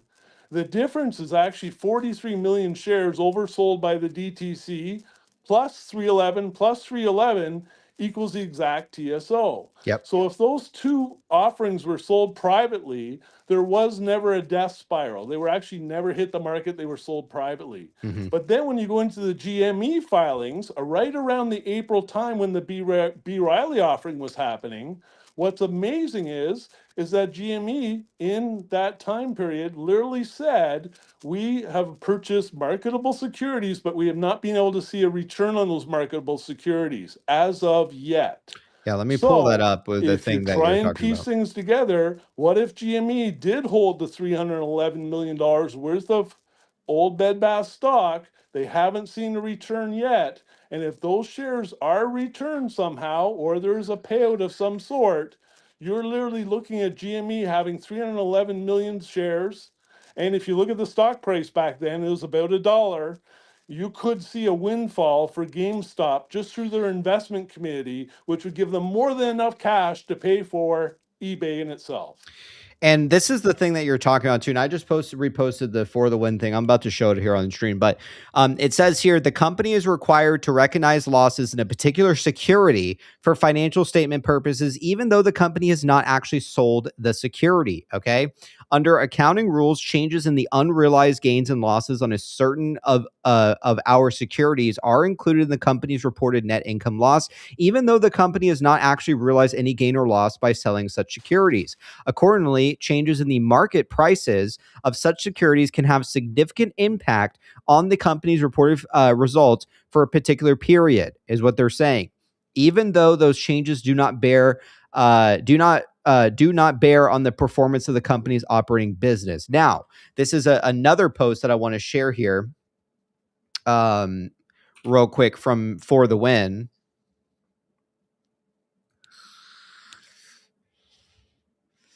And it's this right here. So take a look at that. And we'll come right back to that interview too, because I want to hear what he has to say about the Trump connection, stuff like that. Emotional damage with the 5. It hurts my brain to listen to so many words said by Wally with such little information. Wally's cooking, man. He's got good stuff. He's got good stuff. All right. But take a look at this. Okay. To back what ABC is saying, it says right here, okay, you have Q1 of 2023 and you have April 29th, 2023, and you have the 1 billion and you have it missing right there, 0.311 billion, which would be the 311 million. Okay. For this timeline, this is very key. I think this is in 2023. This is right around the time that they had also said about the losses thing. So you can see here a direct reduction in $311 million, the exact 311 million that we've been speculating that HBC did some type of deal here. And keep in mind, the stuff that is sealed, the stuff that is redacted, it shows the buyer on the other end. Okay. If this is going to impact GameStop stock, okay, because they're the ones at the end of the day who have made this transaction and they're the ones behind this, let's say theoretically, that is something that would have to be redacted. That is information that is directly information that at this time cannot be released to the public for a reason, right? And that would kind of solidify the fact who these types of buyers were. You can see pages and pages and pages of these redacted dockets, and you can see that it was for 311 million. And you can see directly here where it was reduced from their balance sheet. So, is it possible? And I was also talking to Kinky about this too earlier today. I said, what's really fucking weird is that could it be possible that GameStop did this move as part of the Kansas City shuffle? Let's say theoretically it's not GameStop, but it is another party. Could it have been a strategic move for them to reduce $311 million to make us believe that possibly, yes, it is in fact GameStop that's behind it, but really it's a different party? Some people have thrown out that maybe it's RC Ventures, maybe it's Carl Icahn. Another thing that I found very odd is in 2024, okay, all of a sudden, the fucking whole GameStop board just decides, you know what? We're not buying the stock. We're not going to buy any stock. And they don't buy. And months go by and months go by and nobody's buying. Nobody's buying. And I remember the streams here. I'm sure some of you guys who watch the streams religiously, who are here with me every night, I was asking the same question. When the fuck is the board going to buy when it was 2024? None of them are buying. And then suddenly, Larry Chang, his automatic buy just happens to go through, right? In like this October time. I think it was October, maybe it was November. But I found that to be very weird. And then I started to think about it. If this is in fact a major, major Kansas City shuffle, like we believe, could GameStop themselves gone as far to have these numbers line up with the 311 billion? It's really a different party. And then strategically not buy the stock, even though there was no material non-public information. I don't know, right? I don't know how much or legally to the extent that they could kind of, and I don't think it's illegal if the board was just not buying, because everybody is speculating at that point in time that there's material non-public information. So I don't know. I think that it could, if we're really thinking it's a big Kansas City shuffle and everybody's thinking it's GameStop, what if it isn't? What if it is in fact RC Ventures? Or what if it is entirely Carl Icahn, right? IEP, because if you really track back to the time that, after the bankruptcy was filed and we go to OTC, Carl's stock gets hit, and, it gets hit hard, and it kind of didn't allow him to take out a big of a loan due to that hit, right? Like, he could only take out about $3 billion in cash after the stock had been like severely brought down. I mean, nobody really knows how much money he could have actually backed with his shares prior to this move. So someone out there wanted to kill the deal. Someone out there maybe had enough information to piece together that it could be in fact Carl. But again, it's all a theory. It's kind of just speculation at the end of the day, but the numbers don't lie, right? It clearly shows 311 billion here. 2024, the board members weren't buying. All of a sudden they were buying again, right? So I don't know. I mean, what do you guys think about seeing these numbers here? The 311 billion reduction from GameStop. I mean, it does line up, right? Because this is 2 months after HBC comes on the scene for this $311 million deal. Yeah, I just feel like I need a straitjacket because I see I mean, it's just another coincidence, right? Probably Sure. nothing. Like, what is? I mean, I think Kinky brings up a good point of like, the investment policy wasn't established when this loss was realized, in GameStop's filing, the investment policy that GameStop had to allow for co-investment basically to allow for Ryan Cohen to lead the investment committee and be able to invest his capital with private equity partners alongside the company's money. Mm-hmm. Even though that wasn't in, I don't know necessarily that would prevent GameStop from being able to do something independently that, with whatever approval process was in prior to that change to their investment committee. So I think it's in play. Mm-hmm. Mm-hmm. ABC, what are your thoughts? I agree. I mean, you don't need that separate investment policy agreement that they put in place in order for any company to acquire marketable securities of another company. So, I mean, it's pretty straightforward. If GME did secure some old Bed Bath shares, they were pretty straightforward in the reporting, saying we have not seen a return on our investment yet. And it's not a loss either. That's right. Yeah. And so, and there's other ways to do this too. And if you look at the HBC deal, what really intrigued me about that was obviously their preferred share offering. Preferred shares don't have voting rights. What was also interesting was on March 30th, around this time, a lot of the institutional holders were actually paid back for the shares that they held. And if you look at those filings, you'll see that they were actually paid approximately 1,000 times the stock price that day, 42 cents, yet they were paid an average of 427 and 10 cents per share. So that tells me that a bunch of institutional holders were holding on to a boatload of shares, whether it be preferred or not. And then what was really interesting is if you look at the disposition, there were some people in the disposition court papers literally hinting at it and telling the judge that, some institutional holders could come in here, buy piecemeals of the old stock, and you would never know who it is because they get to hold on behalf. And what they can do, because they're institutional holders, instead of having to file a 13D within 4 days, you get to actually file something called a 13F. As an institutional holder, you can hide those shares that you've acquired on behalf of somebody and not even report who owns the shares. Mm-hmm. All you have to do is report the amount of shares acquired, but you don't have to disclose the party. And guess what? You're allowed 90 days before you have to report that. Well, what happened within 90 days? We ended up in bankruptcy. So therefore, it didn't even have to be disclosed because we were now under Chapter 11 protection. That's a good point. Yeah, that's actually a great point, right? Where certain people were playing on behalf of that information and what could in fact, would be disclosed or not disclosed around this time of bankruptcy, which I think is key, right? And, I've posed the question many times, if you had this like completely bad board, every single one was bad, right? And I have a comment here from Salty Swagoo, a great comment, which I don't know how we didn't pick up on this, but if oh man, I just lost my train of thought. Where was I? What was I just saying? Bad board. If you had a completely bad board. If you had a completely bad board, right? In this type of scenario where, they want to do like an RS, or they want to dilute or things like that. And you oftentimes think about it, if they went to when they went to the Chapter 11 route, like ABC is saying, they were able to hide, or at least these like big entities were able to hide themselves a little bit better than if it was out in the open.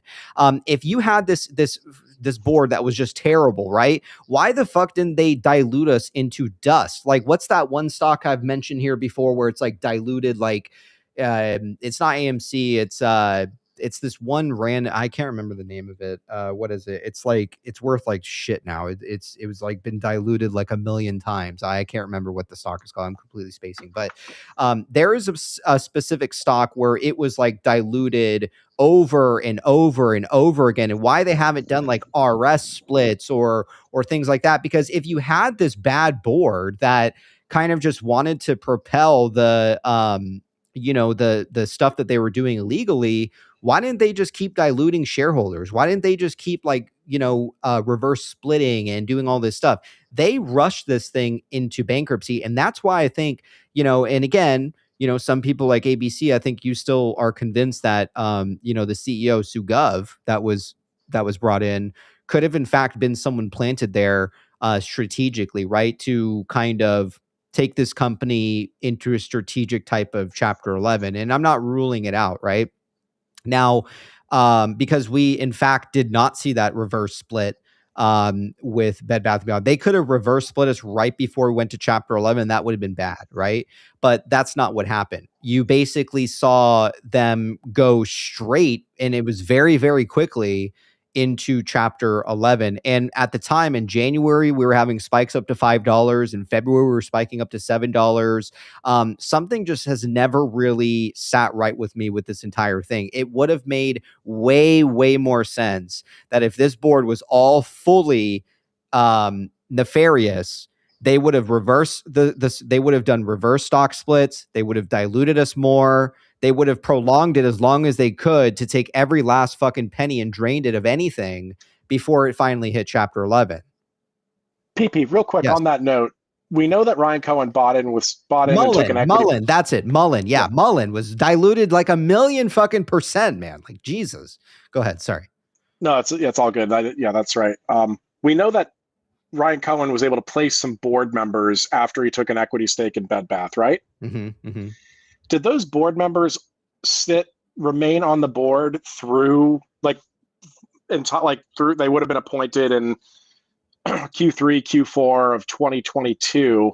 Did they remain on the board through the progression into Chapter 11 bankruptcy? Because if so, that would kind of directly support the argument that you just made, that if everybody on the board was indeed nefarious, they would have just reverse split it. And they started bringing in strategically, like Carol Flatten. You had this connection to Xerox with Carl Icahn. They brought in what's her name? Not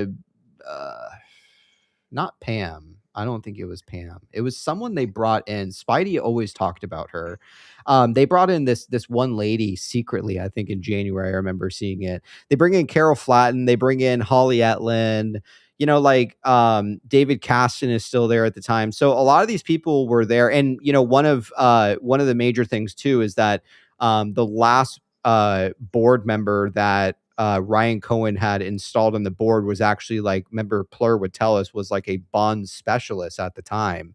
Plur loved her. Shelley Lombard was her name. Yeah.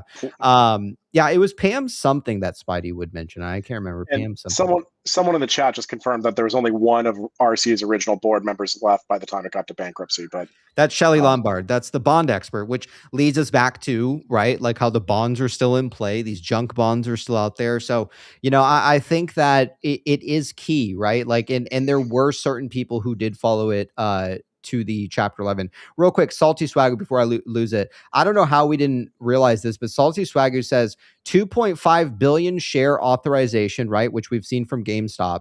And we know that there's a 2.5 billion being sought out from the Bed Bath board as well. There's no greater troll than our guy RC, which I think is also something we maybe didn't pick up on, this 2.5 billion as well. Could they be correlated? Sure. Could they not? It's hard to say, but I think that it is very interesting, most certainly. Real quick, I'm going to take us to this post here from Larry Chang. You know, Larry Chang had actually made this post. Let me refresh it because I think there was a comment under here regarding some stuff. So Larry Chang posted this before we started up our show, finishing up the annual Volition Leader Summit at Fenway Park, which was awesome. We had 100+ portfolio companies execs come together over a couple days, going to be posting some summit reflections on various topics we covered over the next few days. And he posts this, right? Some people had said that it was the ninth inning, right? According to Pulte, there was one guy who made a specific comment right here from Alexander. It says, we are in the bottom of the ninth, 2 outs, bases loaned, up 1 run and a full count. What pitch are you throwing, Larry Chang? I don't find it to be a coincidence that, look, Ryan Cohen just gives these interviews, says how Pulte is a good guy, and now you have, you know, and again, Pulte was the one who deemed it originally, how we're like in these innings, and he would really talk about like baseball. And the fact that you have this here, right? Yeah, just some tinfoil from Larry Chang, where he is now referencing, you know, this kind of like ball game. But yeah, it does say it's the ninth inning. You can see it. Well, I don't know. I guess it's Volition spelled out here, but it is interesting that, you know, right here you actually see like the ninth inning. So I don't know. I think that could be in fact some kind of signal, right? Put in a pipe and smoke it. Yeah. Yeah, it is interesting. All right, let's come back real quick to this. I don't want to get sidetracked too far. I want to hear what he has to say about Elon and Trump. Yes, because I look, and some people out there, they don't like Trump. Look, I get it, man. You know, I totally get it. But I think that there is something going on here. The fact that Trump has made these buys, the fact that the White House has like signaled GameStop, like, you know, this is a very real possibility here that Trump also plays a role here. And some people don't want to hear that. But look, you know, put your politics aside and let's focus on the play here and who the main players are involved in this. Let's take a look here. Who were on Air Force One with President Trump flying to Beijing, where there's expected to be a lot of activity in the next few days.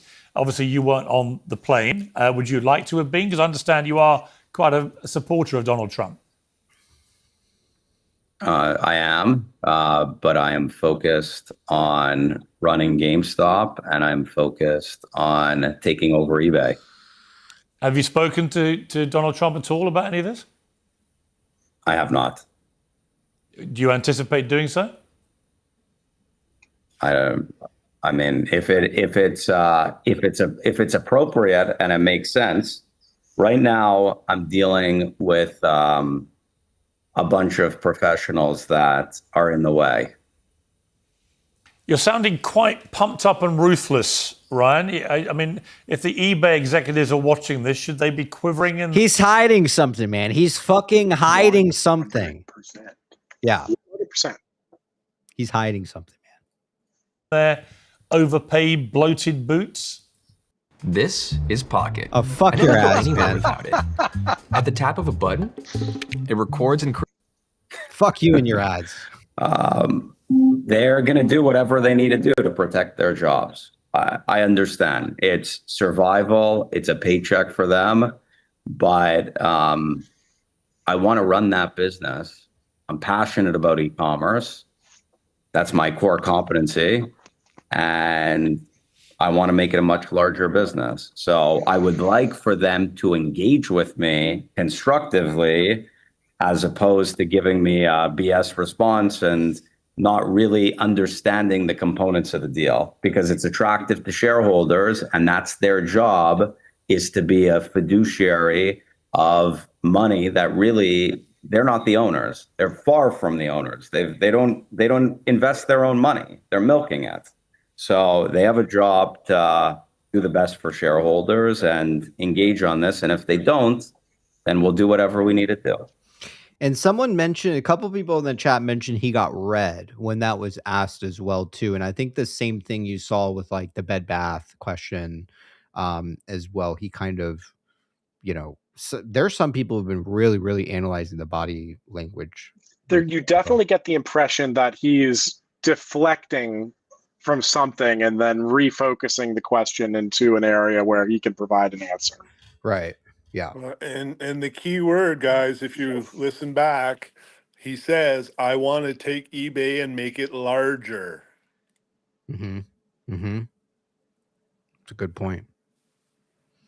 And it's not like it's interesting that like he doesn't mention the White House tweeting out GameStop. Like he doesn't mention like these certain things, right? And it's like he's very careful about what he's trying to basically tell us.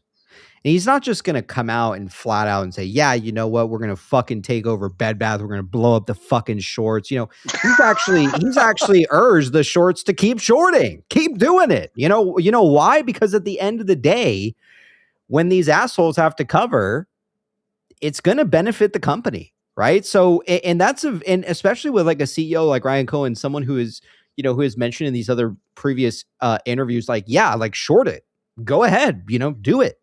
Yeah, RC wants a squeeze with strong fundamentals without already saying in force. so, right? Yeah, because we could pick up on some of these cues, right? Where it's like, I think that at the end of the day, yes, everybody wants to see this kind of squeeze, not only for retail shareholders, but think about the benefits for the company as well. Like, the stock starts to squeeze and it's so out of control that GameStop files ATMs and the fucking thing still keeps blowing up, right? And they're just like strapped with cash. So it's like, you could see a scenario there where they raise a lot of money. Go ahead. Just keep in mind, though, that RC is building a business, right? Yes. And a squeeze is a byproduct of the short interest. There's no Ryan is not trying to see a squeeze in order to prop up his balance sheet. He's just building a business, and the byproduct is that his fundamentals and his balance sheet are showing acquisitions and cash on hand and 0% interest loans and so on. I mean, ultimately, it's going to come to a point where the shorts are going to have to cover. And that's certainly not Ryan's intention, is to build a business so that there is a squeeze. That is just a byproduct of a good, solid, fundamental business.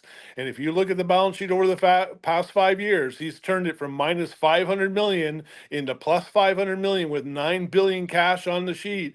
And he's going after a company as large as eBay for 56 billion. This gentleman knows what he's doing. He's got a plan of attack.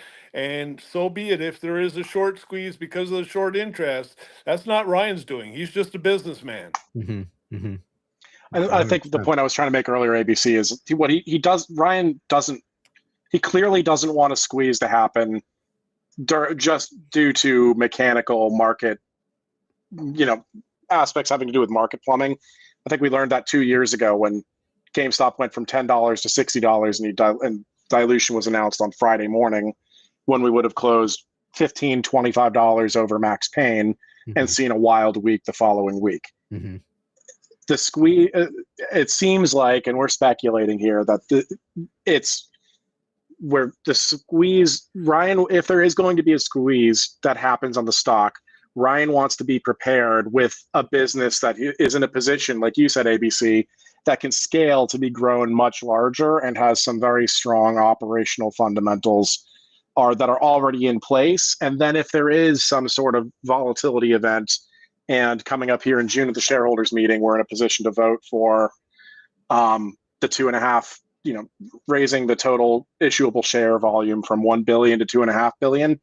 Imagine, and someone made a good point about that, about what that vote is. And I understand it's kind of a nerve-wracking thing to vote on. Like, we're going to be asked to vote to potentially dilute ourselves 100%. Well, it's or whatever it is. authorized. It's authorized shares. Sure. And what you have to keep in mind is that from 2022, right, like 4 years ago, we voted on this, and we've only quote unquote diluted only like at half of that. Well, right? it's really up to about 860 million total if you take into account the current compensation plan, the warrants, and the bonds, because those have to be accounted for. And I'm just saying it is a little bit of a nerve-wracking thing to be asked to vote for, because nothing's guaranteed, right? But someone made a helpful contribution on X. I wish I could credit them right now, but they mentioned that Berkshire Hathaway A shares have up to like 150 million shares or 140 million shares that they're able to issue up to and warrant. And it's simply a matter of being a responsible steward of your capital and planning ahead. So imagine we do have the ability to issue up to 2.5 billion shares. And in 2021, GameStop went from $2 up to 120. In 2022 or 2024, it went from $10 up to like 80. 60 or 80 or whatever it was.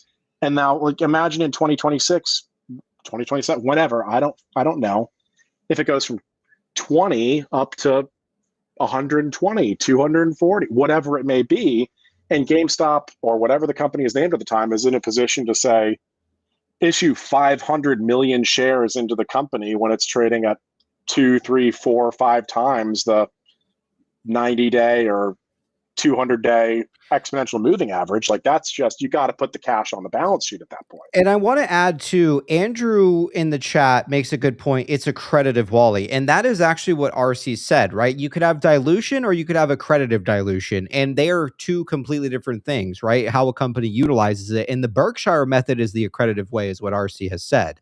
Now, another thing as well is someone had made a good point here in the chat regarding the 2.5 billion. And I'm not saying, PP, that it's a bad thing that it's happening. I'm simply saying it's a bit nerve-wracking. It is, it's, and there's different ways to interpret things, and that's it. Berkshire, I'll let you go, ABC. Berkshire B has 2.5 billion shares, and it's worth 500 a share. Berkshire, that's Berkshire B. Berkshire B is different than Berkshire A is a totally different thing. Voting rights. Berkshire B, right? But then you have this scenario where you could have Class A shares, Class B, which could mimic that type of Berkshire style, where you could have GameStop as this 2.5 billion, where it's like a $500 price tag or even higher, in terms of fair value, whatever you want to call it. And then you have possibly another set of shares like these Class A shares. Some people have speculated maybe it's Teddy, where it's they have a smaller amount. ABC, I'll let you go. I can't find this comment, but someone had mentioned something about the 2.5 billion could be, or I'm sorry, imagine, it was also Andrew, imagine if all those shares, the 2.5 billion, are for future acquisitions that are not just for eBay, which I do think is likely, right? I mean, possible. We're really going to build this big thing. And even RC said it, this is going to be big. This is going to be very, very big. It's going to require a lot of money. It's going to require, a lot of companies. Go ahead, ABC. Sorry, I'm ready. Just 2 points here. One to touch base on Wally. GME starts to rise in price. We get up to 100, 200, whatever the numerical value is.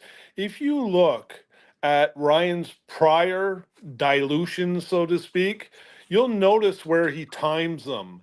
And if you do the math in terms of what the yield was, like when he did that dilution in order to gain that extra capital into he made 4.3 billion added to the cash flow. If you take the amount of dilution as a percentage compared to the net effect on the balance sheet, he basically diluted approximately 4%, but gained about 11.5% in numerical value for the company. So he always does it in a mathematical way that benefits the company. Now, as a shareholder, yeah, you're pissed off because it's diluting, but the actual balance sheet is increasing, and he gained a 7% incremental value on that last time. And so we look at the new authorization of 2.5. I personally think it's for two reasons. Possibly future acquisitions, not necessarily eBay. I think the eBay is going to surprise everybody when he comes along and says, no stock, all cash. But that's just a speculative assumption that I make. The other addition, or the reason you want to increase the share count, is so that you don't want eBay coming back and trying to do a Pac-Man and acquiring GME. It's a protective mechanism, like a poison pill as well. And look, at the end of the day, the only point that I'm making is that there's a huge spectrum of outcomes and possibilities that could happen with them. And within that set of possibilities, there are a number of incredibly positive outcomes, and there are also things where it's like, well, if we get up to $1 trillion company and we have 2.5 billion shares outstanding, it's a different outcome for shareholders than if there's a billion shares outstanding.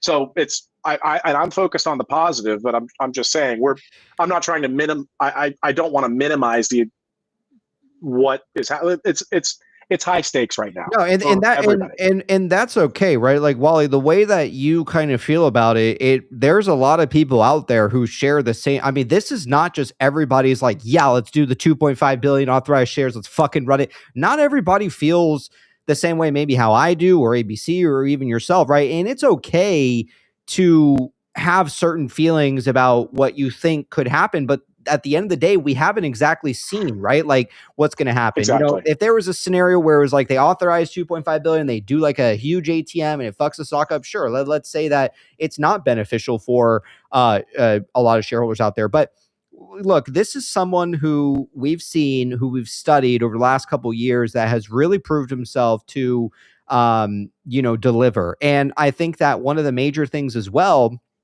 is the fact that, he isn't given like these, like, free shares. He buys shares with his own money. And yes, Exactly. he has this compensation package, but the compensation package only pays him if he hits certain thresholds, right? And the GameStop board has said, yes, these thresholds are going to go all the way up to 100 billion in terms of market cap. I mean, that is a huge jump, right? So I'm not saying that how you think is wrong. I think that a lot of it has to do with the past of what we've seen, like where the stock is running and you see ATMs and now people are spooked. They hear ATM, they see dilution. Oh, you see all these people who, and I don't know how long they've been in this for. I don't know how long, if these people have invested for a year, if they've been here for 5 years, if they've been here longer than that. But you have a lot of people's opinions out there. And it seems like, I would say it's probably like a 60-40. Probably you have like 60% that are like, yes, let's vote. Yes. And you have like the other 40% who could be on the fence about it. But at the end of the day, this is something that has never been done before. You have someone perfectly at the helm, that is Ryan Cohen. And there are a lot of people out there that are, and why, I don't know, but they're trying to convince you that Ryan Cohen is like this planted, like, quote unquote shill or something, that like he's there to like, there was comments, something about like he's like a plant for BlackRock. I don't buy any of that shit, man. Look, this guy wasn't born into money. He made his own, decisions. He had great role models, in my opinion. And he's going to do this the right way. And he knows that. And that's even why he mentions, like the way to do it. What is it? The accretive way instead of like a dilution. Accretive, yeah. Accretive, yeah. Sorry, yeah. We don't have Travis here with us. So, so it's like, for me, it's just, we have a fake RC backstage here as well. I don't know if this is the real RC, but it's really, really, I think that you have a lot of people on the fence about it, but we have not seen how it's going to play through. And I really like Andrew's opinion as well, how it's kind of going to go this route of, where it's going to be more of like Berkshire, because again, Berkshire has also a bunch of shares as well. And the stock price is like 500 plus. Now, keep in mind, they have like 300 billion in cash. They have like a shitload of companies under their belt, but this is just the start. I mean, everybody's got to start somewhere. So, yes, it can look like it is something that is not beneficial for us as shareholders, but at the end of the day, I full-heartedly trust that it is, there's something way more. Yes. And it is positive. And I think it's strategy at the end of the day. Go ahead, Wally. Go ahead. The only point I was trying to make is like, there's a huge range of outcomes that are possible here. And like, let's not find ourselves in an echo chamber where we choose to not acknowledge that, like, within this range of things that can happen, that 100% of them are good for us. Like, I believe and I see the reasons why the good things will happen, but it doesn't make, when you're doing some sort of, objective analysis of like, I've got my whole fucking life, invested into the outcomes associated with good things happening here. I believe in it deeply, and it's important. But it's important to like always challenge yourself and scrutinize the decisions that you make, and make sure that you still believe in the outcome that you saw earlier, and that nothing has changed that could invalidate your previously made assumptions. So it's important to consider multiple things in the spectrum. And in that analysis, I think the most bearish thing that has been stated about the potential dilution is when you look at RC's pay package and compensation plan that we'll be voting on as well, is its own, like the table for his incentives is tied to market cap and EBITDA. And one thing that is kind of suspiciously missing from that table is the share price. And then you can, I think we're probably getting to the same thing, PP. Yeah, when you get into the language. So what's kind of initially suspiciously missing from that table is the share price column. So then the shills pop up and say he's just going to dilute into the MOAS and he's going to hit the EBITDA targets and the market cap targets and sell 1 trillion shares on the way there, and GameStop will still be at $22. There's language in the compensation plan that states that if they do these type of mergers and acquisitions and acquire other companies, that it's basically going to balance for that. So even though it's not in the table, it's not something that's engineered to screw us over. And that is one thing that is outside of the set of possibilities that could happen here.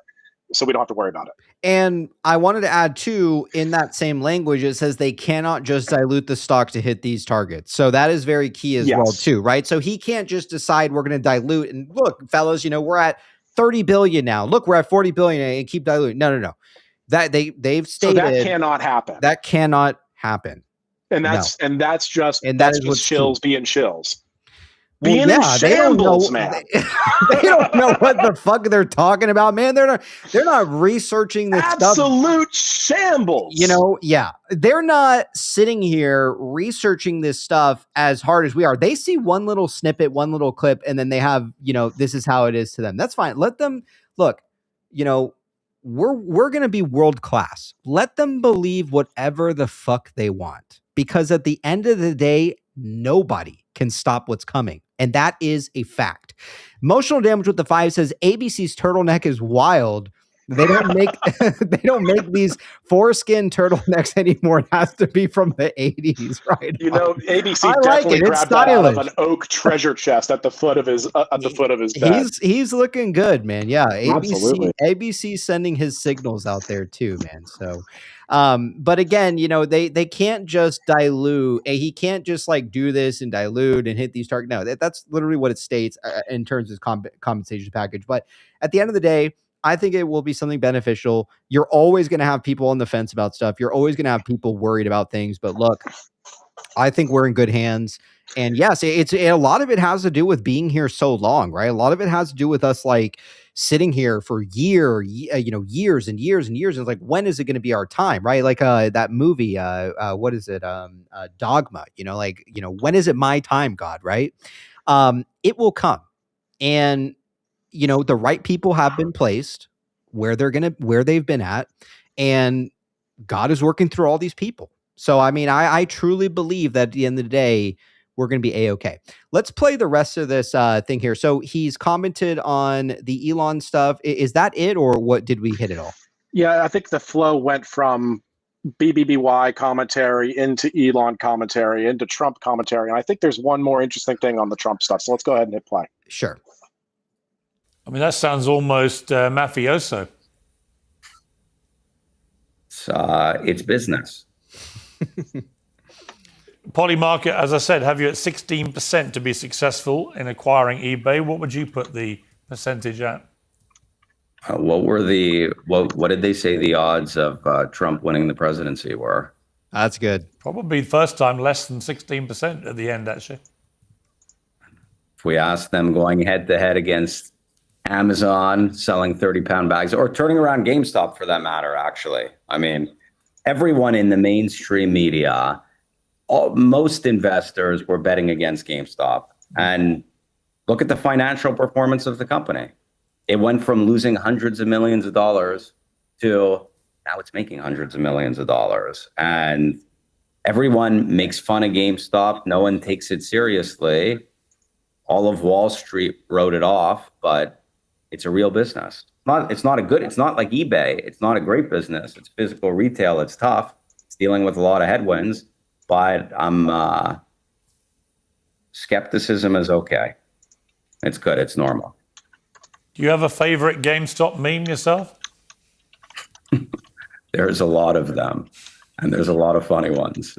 Well, Ryan, it's good to talk to you. All right, well, there you have it. You know, I mean, I think it is a excellent interview. I don't know why the screen is black in the background right now. Something is lagging like crazy. What the hell is going on here? And I think in the interview, I think we may have missed it. PP, did you fast forward through anything in that clip? No, but I still have like some of the major points I think from Sal that I did want to still hit. Because I believe, and I could be mistaken, but I think that Piers Morgan brought up some sort of comment asking if Ryan Cohen felt like he should have been on Air Force One with Elon Musk on the way to China. Maybe in the chat, tell me if I'm crazy or if I'm a shill or whatever. But I think that happened in the interview, but we don't need to rewatch it for that. I seem to have that takeaway. And if so, let's monitor the chat, see if other people agree. If that did happen, I think there's an interesting point we could bring up there, but we'll see. And ABC is like back and forth because he's charging his phone. He said, ABC, did you hear that comment from Emotional Damage about your your 80s? I love that guy. I can't wait to see him and shake his hand and give him a little purple nurple He's or something. fucking hilarious, man. That is a strong turtleneck. Looking good, ABC. You do look good, man. You do look good. Yeah. All right. There was a couple other things I wanted to hit. And size 13 shoes too. Just ask him. He'll tell you. Yeah. Next topic. Okay. All right. There was some other stuff maybe that I don't know if it was. So this we covered the Bed Bath. I think it maybe was from Anthony's personal relationship. Here's the Bill Pulte clip, right? Some people said he gets all super smiley. All right. Bill Pulte, by the way, he says hello. He says that he's cheering for you. Bill is a good man. Yeah. All right. Bill Pulte, by the way, he says.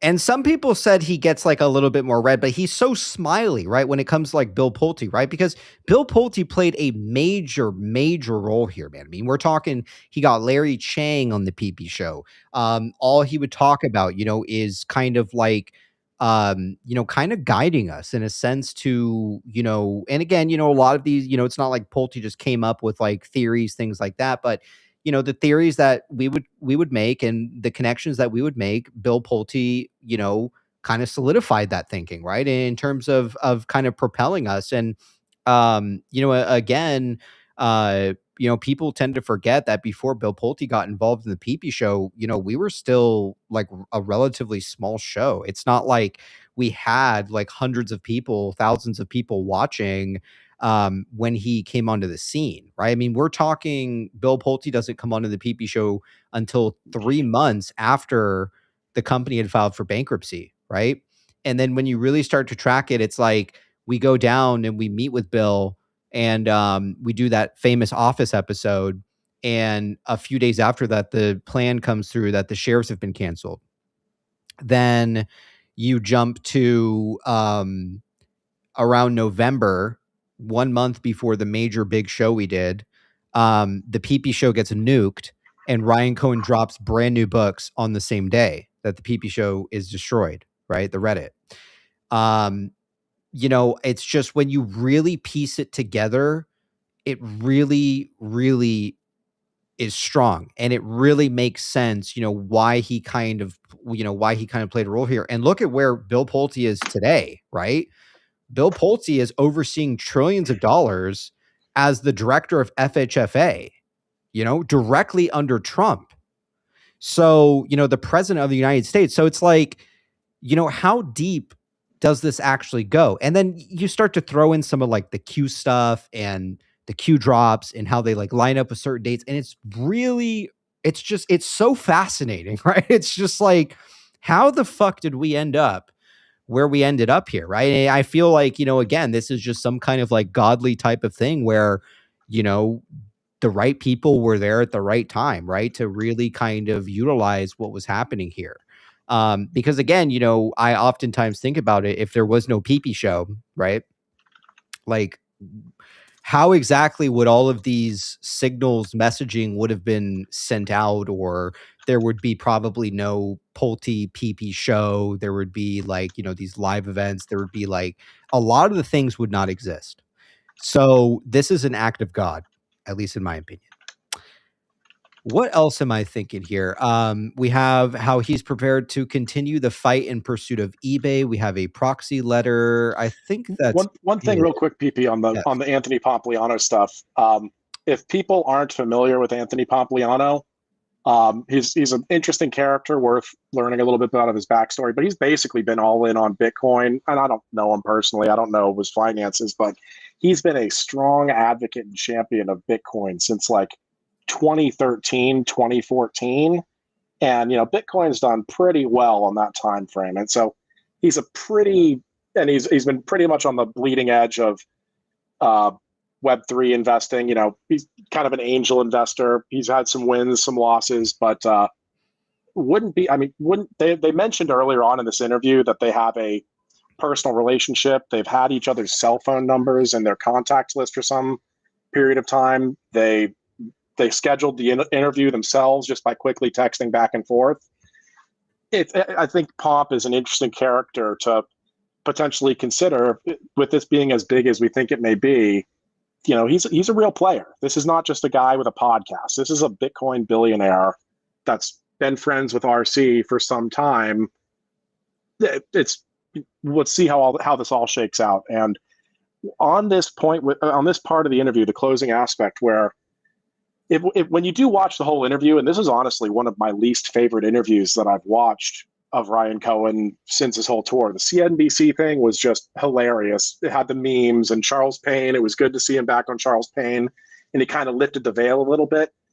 This interview kind of felt like Ryan Cohen sitting down at a job interview, and he was even asked the question by Pomp in the interview, like, hey, like, who are you doing? Like, you're on this big media campaign right now. Who are you really campaigning for? Is it for retail or is it for the institutions? And Ryan said the institutions, when I'm going to be honest, it didn't feel great hearing that because I'm watching the interview that he's really out here campaigning for institutions. I get it. It's the Bond Roadshow, moving on. But the interview itself was not that interesting. We knew everything he had said so far. And PP, you posted on Pomp's X thread. Pomp asked, hey, what questions should I ask Ryan Cohen? I'm interviewing tomorrow. And PP, you had the most interacted with response to Pomp's thread, and it had to do with ask him about Teddy. I think it had 300 upvotes. It had 900. And 300 comments. So it was 900 upvotes. It was it was like the number one comment, because that's what people want to know about, right? It's like, and that's kind of what, for me, and it's funny because, and a few things, right? Like, this like Mr. Zombie in the chat, I've been meaning to comment on what you said. You know, why doesn't PP reach out and schedule an interview with RC? We've literally emailed his assistant. We've asked him to come on the show numerous times, and they've never rejected it. They've never said no. They've never said yes, right? They don't answer. We had communications with his assistant to bring him on the show, and the moment that we had mentioned the PP show, it was straight silence, right?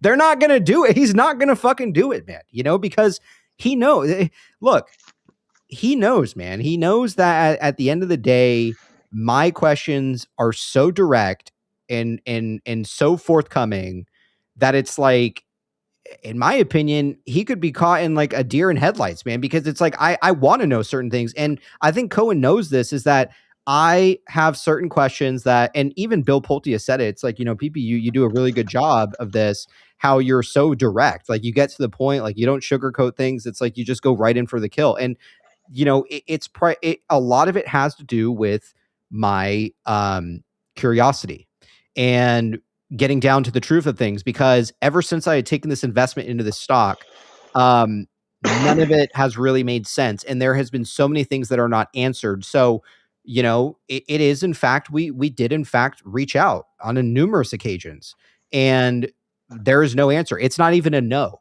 right? It's like, it's just, there's no response. Like, they're not gonna, they will not touch this with a 10-foot pole. Now, they won't touch your PP. Currently, currently, because in the status of things, I mean, you're talking about, look, Ryan Cohen, a lot of us believe that he is in fact involved here.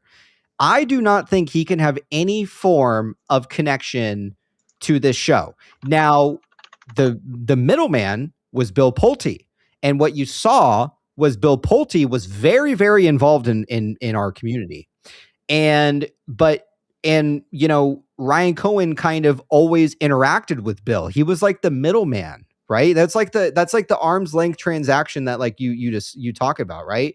And that's kind of like the arm's length when it comes to the show. Do I think one day we could probably land the interview with Ryan on this show? Yes, I do think wholeheartedly we can. I think that it can happen, and I think that Ryan has paid attention to some of the things that, you know, we've done and some of the things that, you know, we've uncovered, but he's not going to come on the show and give you the confirmation at all before it happens. No way, you know, but I could see a time where once this thing is fully resolved and this thing is finally out in the open and this litigation is done and whatever's happening behind the scenes here with some of these entities, sure, I could most certainly see it. Without a doubt, you know, go ahead, ABC. I just want to speak to the Bill Pulte thing. I mean, yeah, he showed up obviously after bankruptcy, and then it was probably about the middle of January 2024, and his family office bought bonds in Bed Bath & Beyond at that time. And he was asked why, and he says, because I'm fighting for the community. I'm fighting for the retail shareholders. I want transparency in the markets. So it was an activist play on his behalf. And so him being in the community and peeking in every now and then, I wouldn't blame him. He probably has several $1 million worth of bonds involved. Yet he basically stood up and said, this is an activist play almost in my perspective, because I really like that community, and he said such. I really like the Bed Bath & Beyond community, and I'm taking a stake because I want to see transparency for the retail shareholders. So, you know, for a gentleman of that stature to stand up and put his money where his mouth is on behalf of fighting for transparency, forget all the tinfoil. This is legitimately money on the table, trying to obviously help a retail community fight for what's right. Yeah. And I agree. And that is why you can't have, you know, these types of, you know, like, let's say everything that we've discussed on the show is 100% true. There's no way he can come on this show prior to that, which leads me to believe that there is a lot of legitimacy to what we've uncovered here over the years, right? Because that would directly, I don't know if that could open it up some certain types of legal things or whatever it may be, but you know, you even see it like with his tweets to eBay, he's filing them to the SEC because he doesn't want to get wrapped up in another bullshit litigation like they did with Bed Bath, right? Which was in fact a target company that he was targeting. I'm going to play this video because this is about the losers one, and this is from Guido. One thing, PP, before you play it, just closing out on the Anthony Pompliano interview. Yes. We were just talking about how the most interacted with the most interacted with post on Pomp's post was yours about having Anthony ask RC about Teddy. Yeah. There is a 0% chance that comment was not read by Anthony Pompliano. There's a 0% chance. It was the most upvoted comment on his thread. Therefore, it was omitted by design and not asked specifically in those words. And if you rewatch the interview with Pompliano and Ryan Cohen, my interpretation of it is it feels a lot like a job interview. It feels like Ryan Cohen is campaigning directly to the institutions, saying, institutions, you own 112% of eBay or whatever it is. I want to be the CEO. Take my cash and put me in position to lead that company, and you're going to get paid today and you're going to get paid forever because I want to own it. That's a job I want to have forever. Right. That's how you interview for a job, and that's how it felt. And I didn't love that aspect of the interview. And then in like the last 10 seconds of the interview, after this whole institutional campaign for pick me, I want to run eBay, out of nowhere, Pop is just like, oh, hey, yeah, Bill Pulte says hi. Like he wishes you well. And then Ryan's like, yeah, he's a good guy. And if you think about when you say like, oh yeah, he's a good guy, it feels a lot like I was thinking about this. It feels a lot like saying, if you know, you know. But if you're at a cocktail, if you're at a cocktail party or something and you're standing around a bunch of people and someone says something to you and you were to say like, oh yeah, well, if you know, you know, like, guess what? You need to work on your social skills. Like that's not going to go over. You wouldn't say that in a social setting when that's something you say on the internet when you're shit posting or you're kind of communicating to a community. That's actually a good point. If you're at a cocktail party and someone says something to you and there's some sort of inside take there's some nuance to be like, oh, PP, this, that, whatever.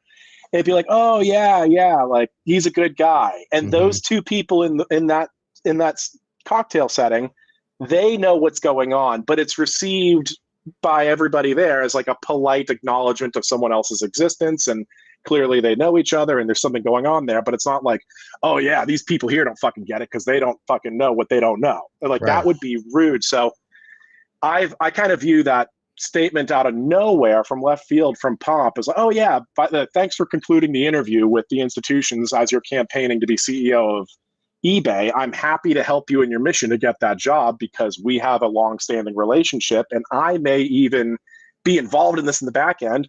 You and I don't know. I'm speculating there, obviously. But it's like, yeah, interview's over. And, oh, by the way, Bill Pulte says hi. Like, oh, yeah, he's a good guy. All right, show's over. I think that was specifically how they chose to address your question in a nuanced way. Yeah, I think that's a good point, actually, because Pulte had liked the comment. Pulte, I know, and he liked my comment on the same thing. Yes, he did. Yes, and I think that also, one of the things too is that Anthony was supposed to be a speaker at the first Pulte event, so there is this like connection, right? Where it's like, he was supposed to be at the event. He's giving this interview. Obviously, yes, he is connected. Pulte could have easily texted him, right? So what I think is that there is Pulte has always been like, he's a good guy, the middleman. Yes. And like, he's a good guy. Yeah. Yeah. Instead of saying, if you know, right. So I like it. I mean, it's a great point. I mean, that is typically like, yeah, you're right. in a setting like that, just that like is you were something saying, how you would approach it. And just like you were just saying, PP, like you've reached out to Ryan Cohen, you've invited him on the show. It's no response. Like clearly it cannot be talked about, right? Yes. Like clear, that must be the case. I mean, otherwise you'd probably have gotten a cease and desist. Like, dude, stop talking about me in the context of Bed Bath. Like, that's a good point too. You're like, stop it. Fucking stop. Yeah, Ryan Cohen people with dildos and talking about my business, my resume. Fucking stop it, you weirdo. Yeah, he didn't send me a cease and desist. He's never sent anything, right? So it's like, except for that NDA, but yeah. Yeah, sure. Yeah, sure. But it's just yeah, I mean, he's like this middle ground kind of piece. So let me play this. Yeah. So I'll just closing on this. He clearly can't acknowledge it, and he also hasn't told you to stop. So I saw a lot of comments on the Pompliano interview where people are pissed. Like, people are angry that the top question that was on his thread wasn't asked. It feels like a snub, and maybe I'm reading too much into it, but I was watching that interview. I wasn't happy until the last 15 seconds.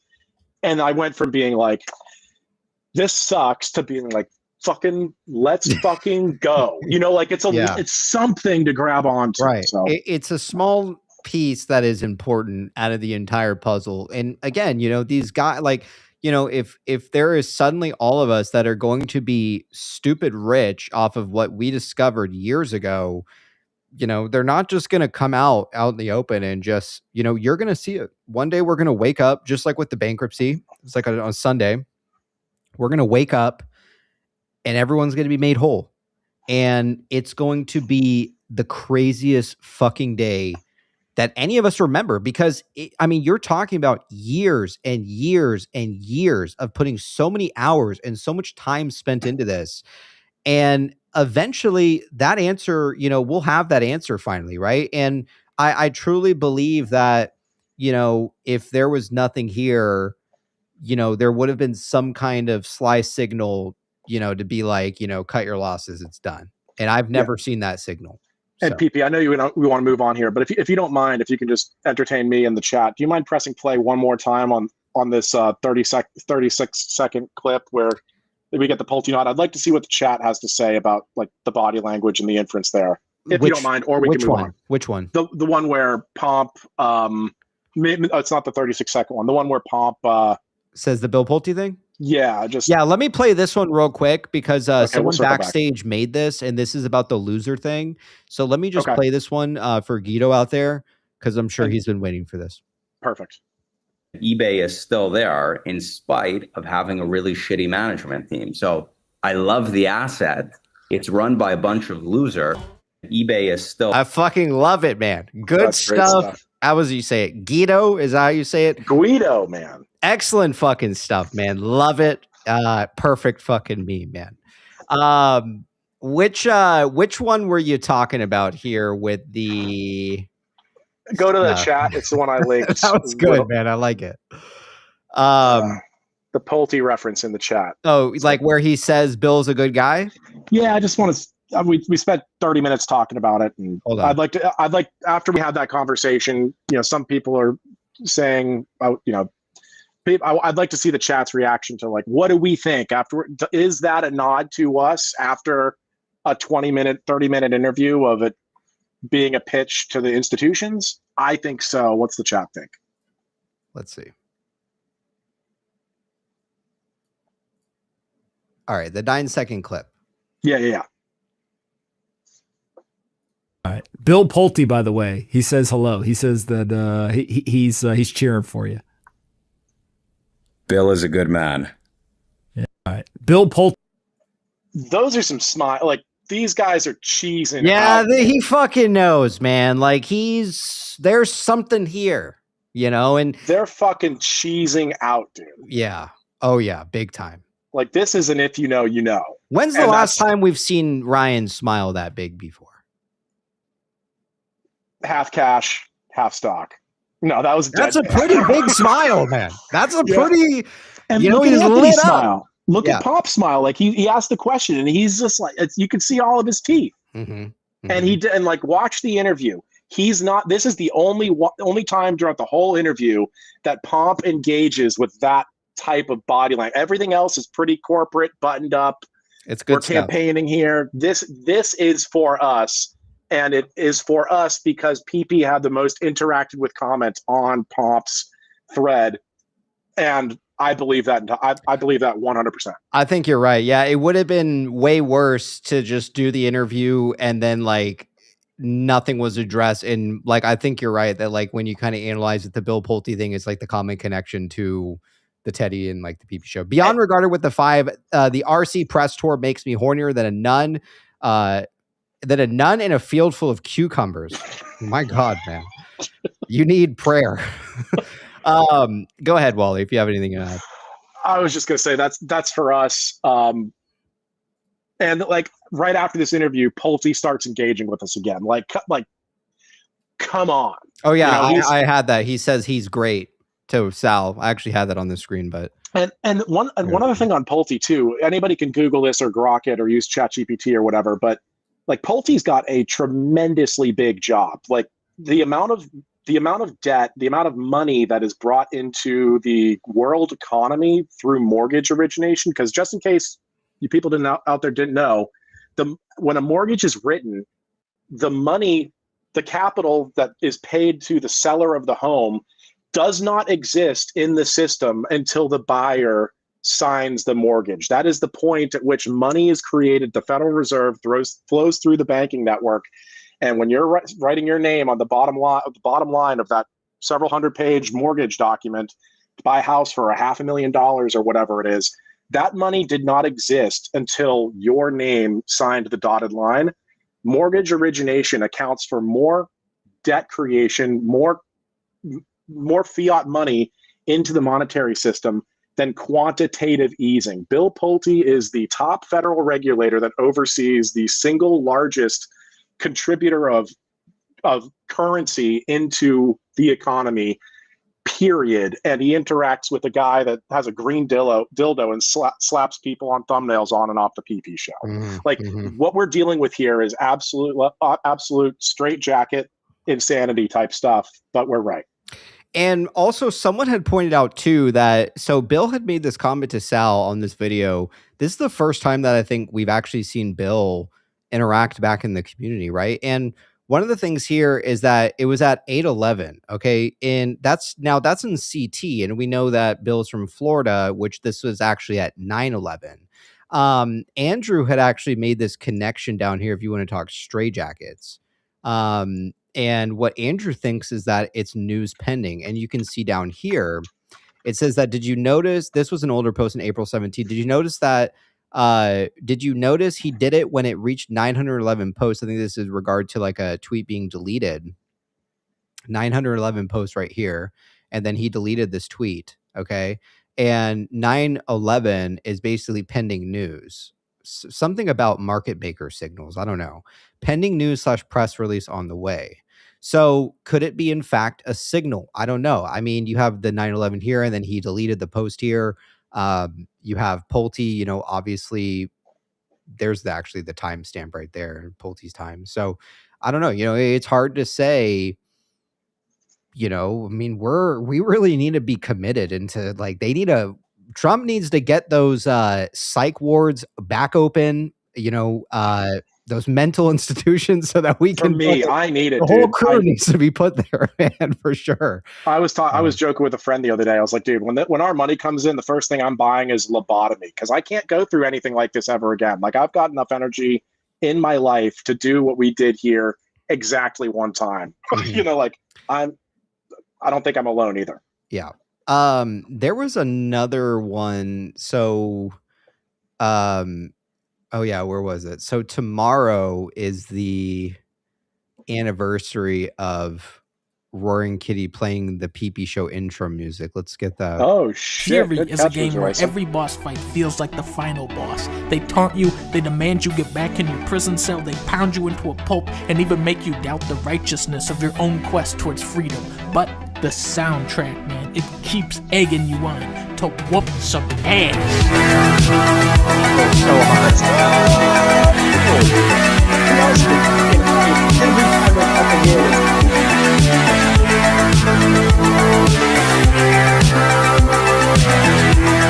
Fury is a game where does that every not boss fight fucking feels like the jack your absolute tits out of your shirt, man? Every time. Wow. I was talking about in our, because we have our official PP group chat. By the way, if you are on Twitter and you're in our community, X communities, they're getting ended on X. So make sure you get with me somehow in a thread that we have on there to get you in our group chat. But I was talking in the group chat today about how Roaring Kitty has never directly ever, at least in my opinion, in the last few years, has ever given anyone out there any form of recognition, right?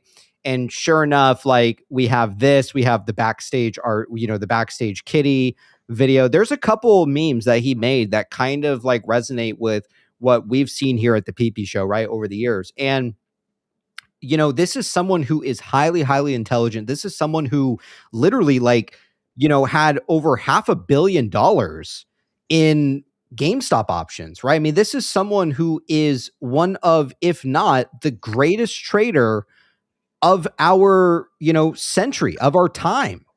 And here he is playing the intro to the PP Show. So it's like, to me, it really, because, at the end of the day, everything we've discussed, yes, we've made our connections and this and that, and we're all still waiting and we're all still broke. Like, where's the money at? Where the fuck, when are we going to get this final win? And I think the fact that he utilized this show's music is a very, very big deal. He could have used anything out there. He didn't even have to do this, but he did it for a reason. And sure enough, tomorrow is the 2-year anniversary of him playing this song from 2024. And also, it's the same date that Kevin Warsh is the new Fed chair. So I don't know if the two are hand in hand coupled. Look, we're going to take a look at PP Coin on the way out. PP Coin has been like running out of nowhere. It's all very interesting, man. I got to say, how all this stuff kind of, coincides from the coin we launched to all the stuff that we've uncovered with Bed Bath & Beyond, these connections with GameStop, things like that. So it is all very, very interesting to me. I'm paying attention to all of it. So any opinions, fellas, that you have before I move on to the next thing? ABC, you got anything to add? I'm going to sign off, but sure, just because my phone is so low here, I've been running to the charger in between. Yeah, you need to get the laptop out. But no, man, I believe we're going to find out more information. I saw your PP coin is starting to climb stairs there, so pretty excited to watch that unfold. And it was a good show. I appreciate you sending me an invite, Wally. Good to see you. And you too, I'll brother. wait to your next show, brother. All right, take care, ABC. Chat, let's get some love for ABC. Pang just got here. You don't want to see Pang's beautiful face? The show Pang. Okay, all right. Yeah, let's get Pang in here real quick, and then ABC's out. Chat, welcome, Pang.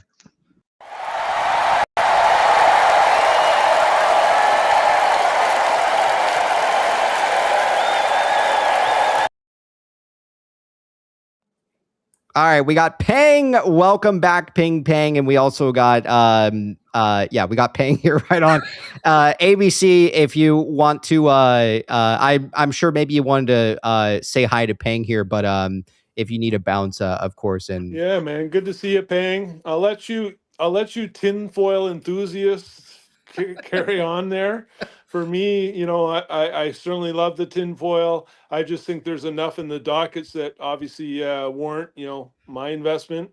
But it's fun to watch you guys bang off the tinfoil and create these confirmation biases. I love it. Right on. All right. Thanks for keeping us grounded, ABC. You're the best, dude. ABC, Go ahead. Hold on. Wait a second.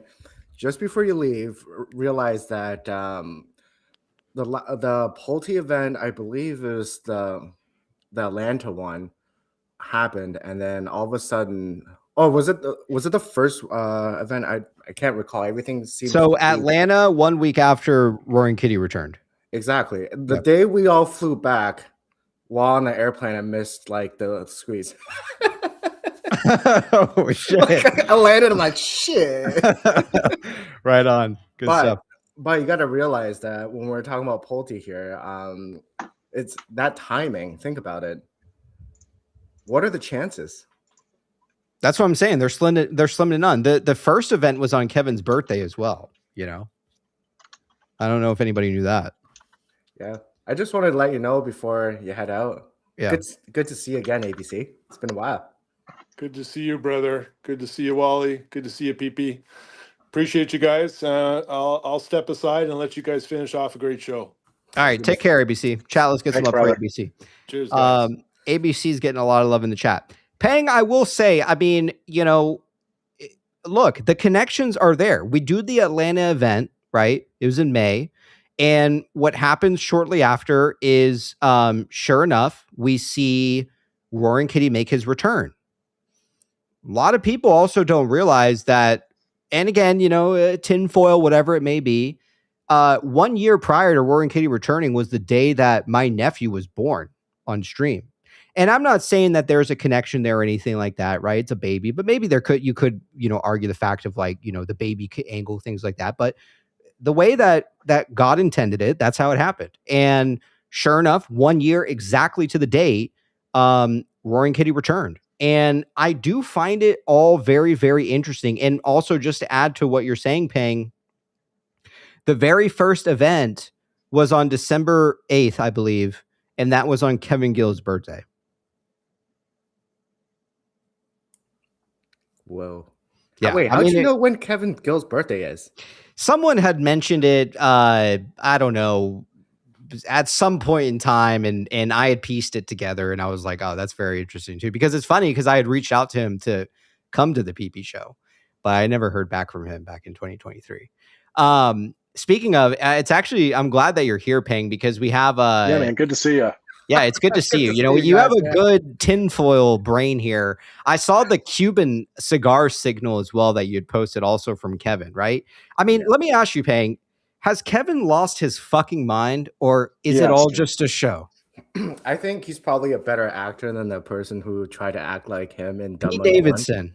100%. imagine the guy that's gonna play me and you like on Dumb Money 2. We're gonna be on a fucking stage and they're just gonna like without a giant dildo. Yeah, that's gonna be fucking nuts. Yeah, I have no idea. But I mean, I don't know. You know, is he? It's just like he's gone kind of. It seems like he's gone like completely, fully off the rails, right? Someone said, you know, should we get Barking Puppy on here? I really don't know. You know, I think we should. I think he'd be entertaining. Yeah, I think he would for sure. We can all wear our tinfoil hats. Yeah, we can see. I saw your vote you did too.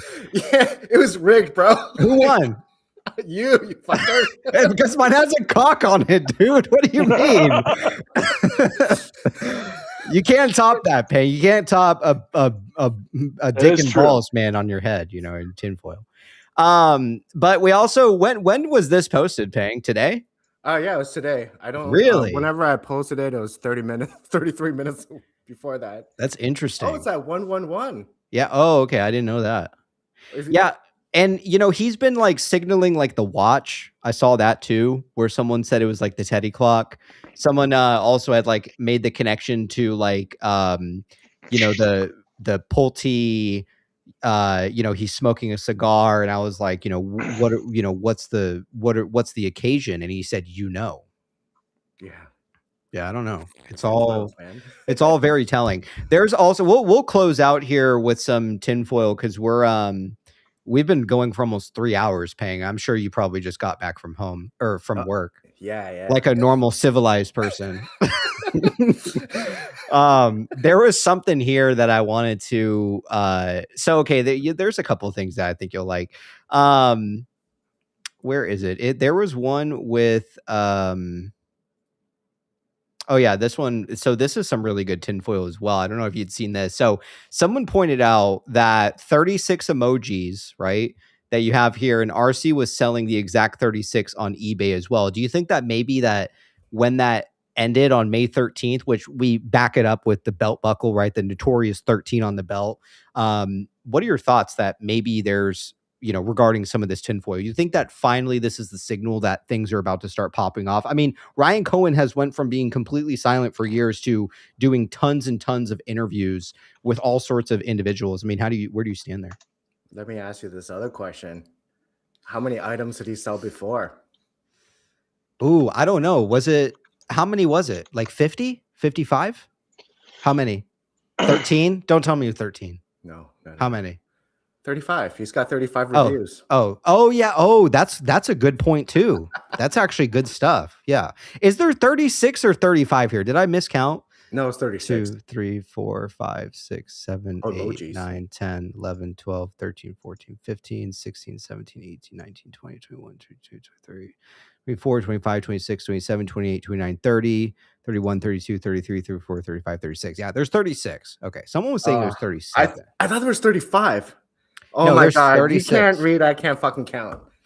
But maybe that review hadn't come in yet, right? As well. So, Kinky's backstage here. Kinky, did you guys cover the Piers Morgan interview? Yeah, we did. Do you want to come on the show as well, Kinky? Yeah, Kinky, come on. Yeah, why don't you join us?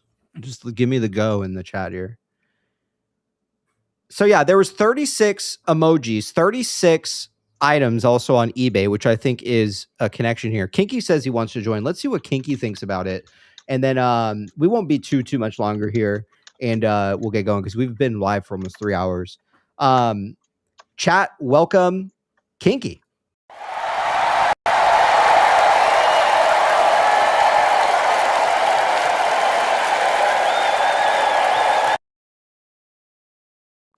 What's going on, Kinky? You there? Mute yourself. Oh, is that better? Yes. Jesus. Jeez. Yes. What's going on, my man? Down. We haven't had you on the show in a while. I was wondering if you guys talked about the Pierce Morgan interview, and what was your take? What was your take from it? Give me like a 10-second. What tinfoil did you pull from it? I got you if you'd Go like. ahead, Wally. Yeah, and I'll add. I thought, for me, and I think we talked about this earlier, Kinky, I thought the most interesting thing was at the end of the interview, it was Piers Morgan asking questions about Bed Bath & Beyond, bang. Yep. Elon Musk, bang. Mm-hmm. Trump, bang. He had all three. Boom, boom, boom. One after the other after the other. It's almost like you could, that's it. And we expanded on the relevancy and some nuances on each subject, but that's about it. Anything you want to add, PP? I just think that it was interesting, like I was going to add to what you're saying, how he happened to mention the Bed Bath stuff, the Elon Musk stuff, and also the Trump stuff, and kind of how he reacted at the same time to some of these questions here. But yeah, I mean, what do you think about it, Kinky? Well, the very first part where they segued into Bed Bath, he talked about, like you did well in Chewy, you did well in GameStop, but like the whole different scenario or different outcome with the Bed Bath. And then he talked about it and he said, well, you can't, Cohen replied with, you can't really compare it because I was running Chewy, I was running GameStop, I wasn't operating Bed Bath. And it was remarkable how they ran the company in the ground while losing money and doing share buybacks, right? So he's pointing this stuff out. This is a segue into Bed Bath to get you to think about it. Then if you fast forward all the way to the very end of the interview where he was talking about the Trump stuff, right? Right after it, they started talking about eBay again. Mm-hmm. And he was talking about how the board has a fiduciary duty to bring the proposal to the shareholders, right? And that, they're just milking it, but they're not, this is a good offer and they're not even bringing it to the shareholders and they're just pushing them off. And then he said, and if they don't, we'll do what we have to do. Yes. What happened in Bed Bath? He offered $400 million, we found out in December. Yes. Was that brought to shareholders? Nope. No, we didn't even know what happened until after deposition. We found out a long time after. Yeah. So do you think back then in Bed Bath, he just let it go and they didn't fulfill their fiduciary duties to bring that to shareholders and he didn't want to follow through on holding them accountable? I mean, but now that for the eBay thing, he's going to just hold them accountable. Yeah. It's like if this is a threat from absolutely. him to the eBay board. You guys, he's like, you guys all know what I did at Bed Bath, even though it's not public yet. But we'll do the same to you. So you go ahead and offer it to shareholders, or we'll take it the other route and hold the board accountable. Like, to me, this is just off the charts with symbolism. And the fact that he is so confident in these last few interviews, and the fact that he was talking shit about Bed Bath board, and yet you haven't heard him say anything since pre-bankruptcy about the Bed Bath board. He hasn't badmouthed him. He hasn't talked about it. He hasn't done anything. But now he's talking about it. It's almost like everything's wrapped up and ready to go. Mm-hmm. Then you see the Clarity Act signed, right? And now that is going to go forward. You have the Kitty tweets, 513, 514 timestamps, right? When they came out. Yesterday was 513. Today's 514. The other was 516 and 522. Just because you didn't see anything happen doesn't mean it didn't happen in the background, right? Sometimes this paperwork takes days to show, but it could be, come out in a few days that something happened yesterday or something happened today. And then you were talking about the first event, and I see everybody talking about the possibility of GameStop owning shares inside of Bed Bath. The thing is the investment policy didn't come out till December 5th. And so for GameStop, they added language specifically for GameStop to be able to invest with Ryan Cohen and RC Ventures and affiliates on that day. So previous date, if you're to believe that Ryan was involved in Bed Bath, then you can't believe that GameStop was involved with Bed Bath at that time, because that would be a conflict of interest, right? So that there's no way that was going on. But We talked about that a I little bit find it earlier. You bring funny. up a good point, Kiki, but keep going. I'm sorry. Yeah, but finally, you think about this. The investment policy was made effective on December 5th.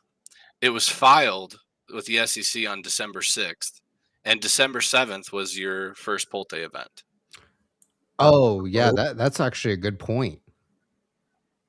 And there was a lot of hype going into that, like something was going to happen. That's interesting. And remember, they were talking about possibly having Cohen on the show for an interview, and then all of a sudden, it's like there was like a big disappointment in the air, even though the show still went on. But yet Larry showed up as a replacement, essentially. And Ryan right? Cohen was watching that live because as we got into the helicopter, as we were walking to the helicopter, Pulte pulls out his phone, shows me Cohen just liked his comment, right? Like minutes before we take off. So they knew, like, the moment we landed and we go on stage, that's the first thing I say is that, Ryan just 69 Pulte, right? Because that was like the 69th like that we were waiting on, and it happened live at the show too. So he for sure caught all that 100%. The dates that you're saying is also highly, highly interesting as well. Kinky, I know, because I had mentioned on the stream, I don't know how much you caught, but I had mentioned we were kind of going back and forth. And where do you stand with the 311 million missing from their balance sheet around this time? Do you think that it is in fact part of the Kansas City shuffle, that they're trying to make it seem like GameStop put this money down, and it's really a different party or a different entity that it could turn out being? Let's say it's RC Ventures separately, or even Carl Icahn, right? We have kind of come up with the theory that it could be him. Do you think that was also in itself part of the Kansas City shuffle, if you're going based off of the investment policy, and that, let's say, it isn't their money, but it does add up to the 311 million that we saw at HBC? I'm not sure.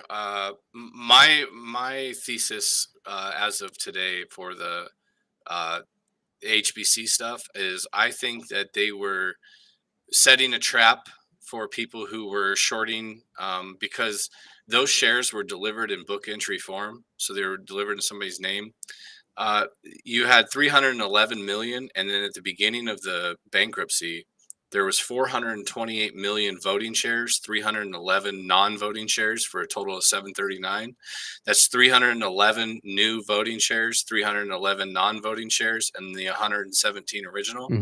What if they had just basically taken the 311 million and then trapped them with the other 311 million, and they brought them to the table and essentially forced them to buy their way out of their own short position, basically resetting the stock back to 117 million and permanently, like all the, basically kind of like a short squeeze acquisition situation here, where they have control of 80% of, or 70% or 74% of the stock, because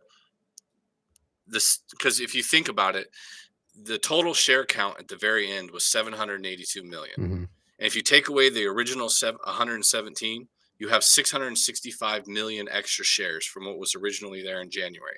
And then you think about the Trump, right? It's not Trump, Donald Trump. Maybe it's Trump cards. He has 665 Trump shares, right? Basically saying that I know you overshorted this many shares. This was my Trump card. And that's how they got them to pay for the bankruptcy. That's how they got them to release for the liens. And maybe they had them forgive their debt. We won't know because it was part of the release. And, the ABL lenders were the release parties. And so I don't know exactly what kind of practice went on. But I did find out after looking back through the dockets again recently that Class 9 is not a part of the third-party release. We are not listed on that. I did make a post on that, and you can see if you go to the September 14th plan and you look at the language, we are not listed as a releasing party. They removed it from there. So you still have all of your legal rights. Interesting. I also think that my strongest gut feeling is that we are some sort of bank or trust, and we are going to be doing some kind of like something coming out of this with financing. But there's also 38 butterfly shells, right? And so you don't know exactly. I mean, I don't know exactly. I just know that 2 were removed from the estate pre-effective date. BBBYTF and Bye Bye Baby Inc. They were both stopped their reporting on 9/23. They were both paying pre-petition debt during the bankruptcy, which is a no-no. You can't have preferential treatment to creditors. So they were basically cleaning those two entities to be either credit bid or sold free and clear of liens. And since 6th Street had an agreement among lenders with only JP Morgan, by removing JP Morgan out of the way, the only agreement among lenders is with themselves. So 6th Street now has the ability to sell off all the assets that they have liens on, and they can dictate any recovery and the price point of the sale to where the estate has no say in it, because the agreement of how the proceeds are distributed is between them and JP Morgan. And since JP Morgan is no lender, the agreement among lenders now only pertains to 6th Street themselves. So they had total control. That's a good point. And this is why I think it's Ryan. That's a good point. Yeah, especially the fact that if you're saying that they were put in someone's actual name, not an entity. And again, like that's what I think when it comes to the whole like HBC thing and like the redactions, and like you never really see who the other side of the buyer was, right? So I don't know, man. I think that it's lining up to be relatively soon. Someone says Kinky is on point. Yeah, I like it. Now, one last thing. I don't want to like keep you here because I know you've been on here a long time, but Sure. The last post I made, even though I was kind of making like jokes in it and joking around a bit about being stoned and shit, but at the bottom, Well, let me read it. I had How about we read it? I had like a 2.5. Okay. Yeah. This one, right? Roll your joint. Pick out the seeds and stems. It says the slow burn plan to wrap eBay in butterfly tinfoil. All right. Yeah, this will be a good closing out post, I feel like. Hey, welcome to High Ideas. I am not a financial advisor. I am not a professional. I am not ever giving any advice about anything to anyone. Understand one thing before going forward. What I'm about to say is so fucking far in left field, it's going to make most of you think we're all blind and retarded. But I will tell you one thing. A blind squirrel has found a nut before. Make sure to read the AI version at the bottom to understand. Warning. We got a warning label on here. Just needed your attention. This article will not have any DD. Well, I personally like tinfoil over DD.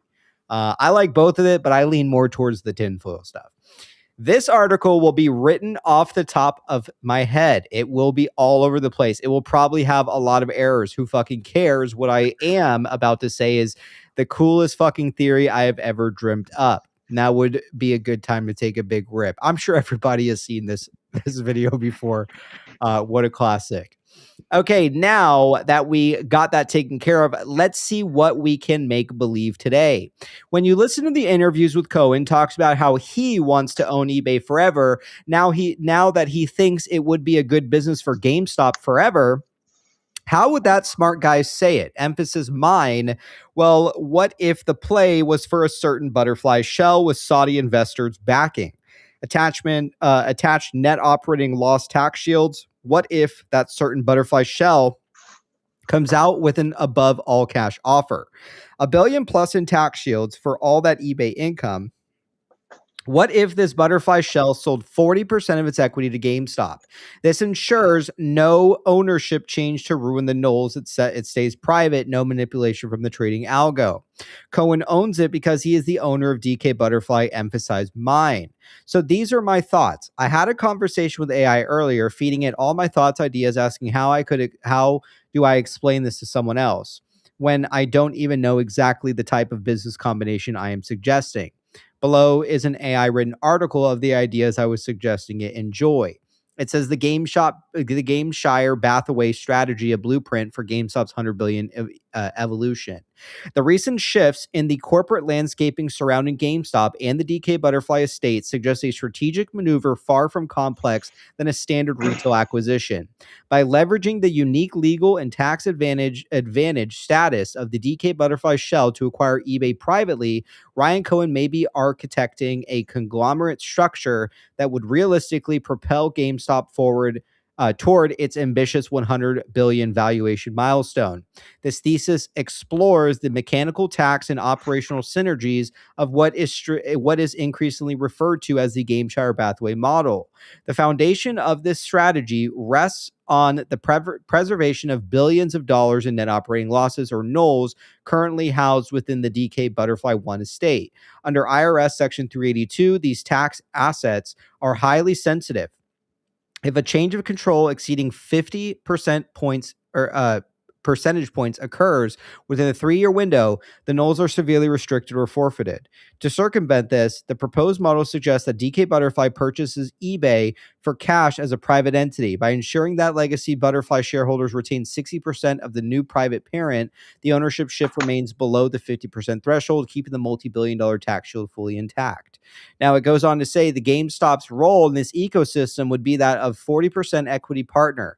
By acquiring a minority stake in the private eBay entity, GameStop utilized the equity method of accounting. This allows GameStop to report 40% of eBay's net income directly on its own income statement without the burden of consolidating eBay's debt onto its balance sheet.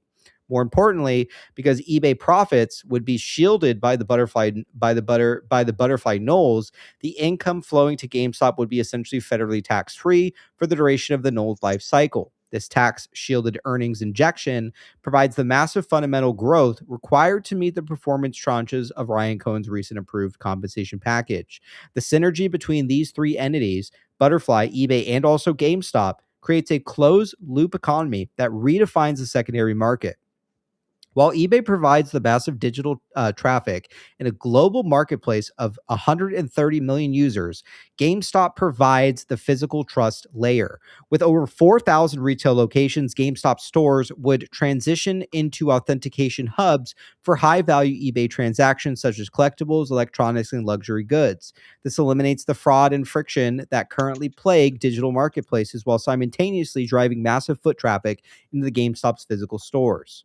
This conglomerate approach, dubbed Gameshire Bathway, mirrors the diversified holding company model popularized by Berkshire Hathaway, but optimized for the digital age. By keeping eBay private, the entity is shielded from the short-term pressures and algorithmic volatility of the public markets, allowing Cohen to implement aggressive long-term operational efficiencies, including the $2 billion in annual cost reductions previously projected in GameStop's corporate filings.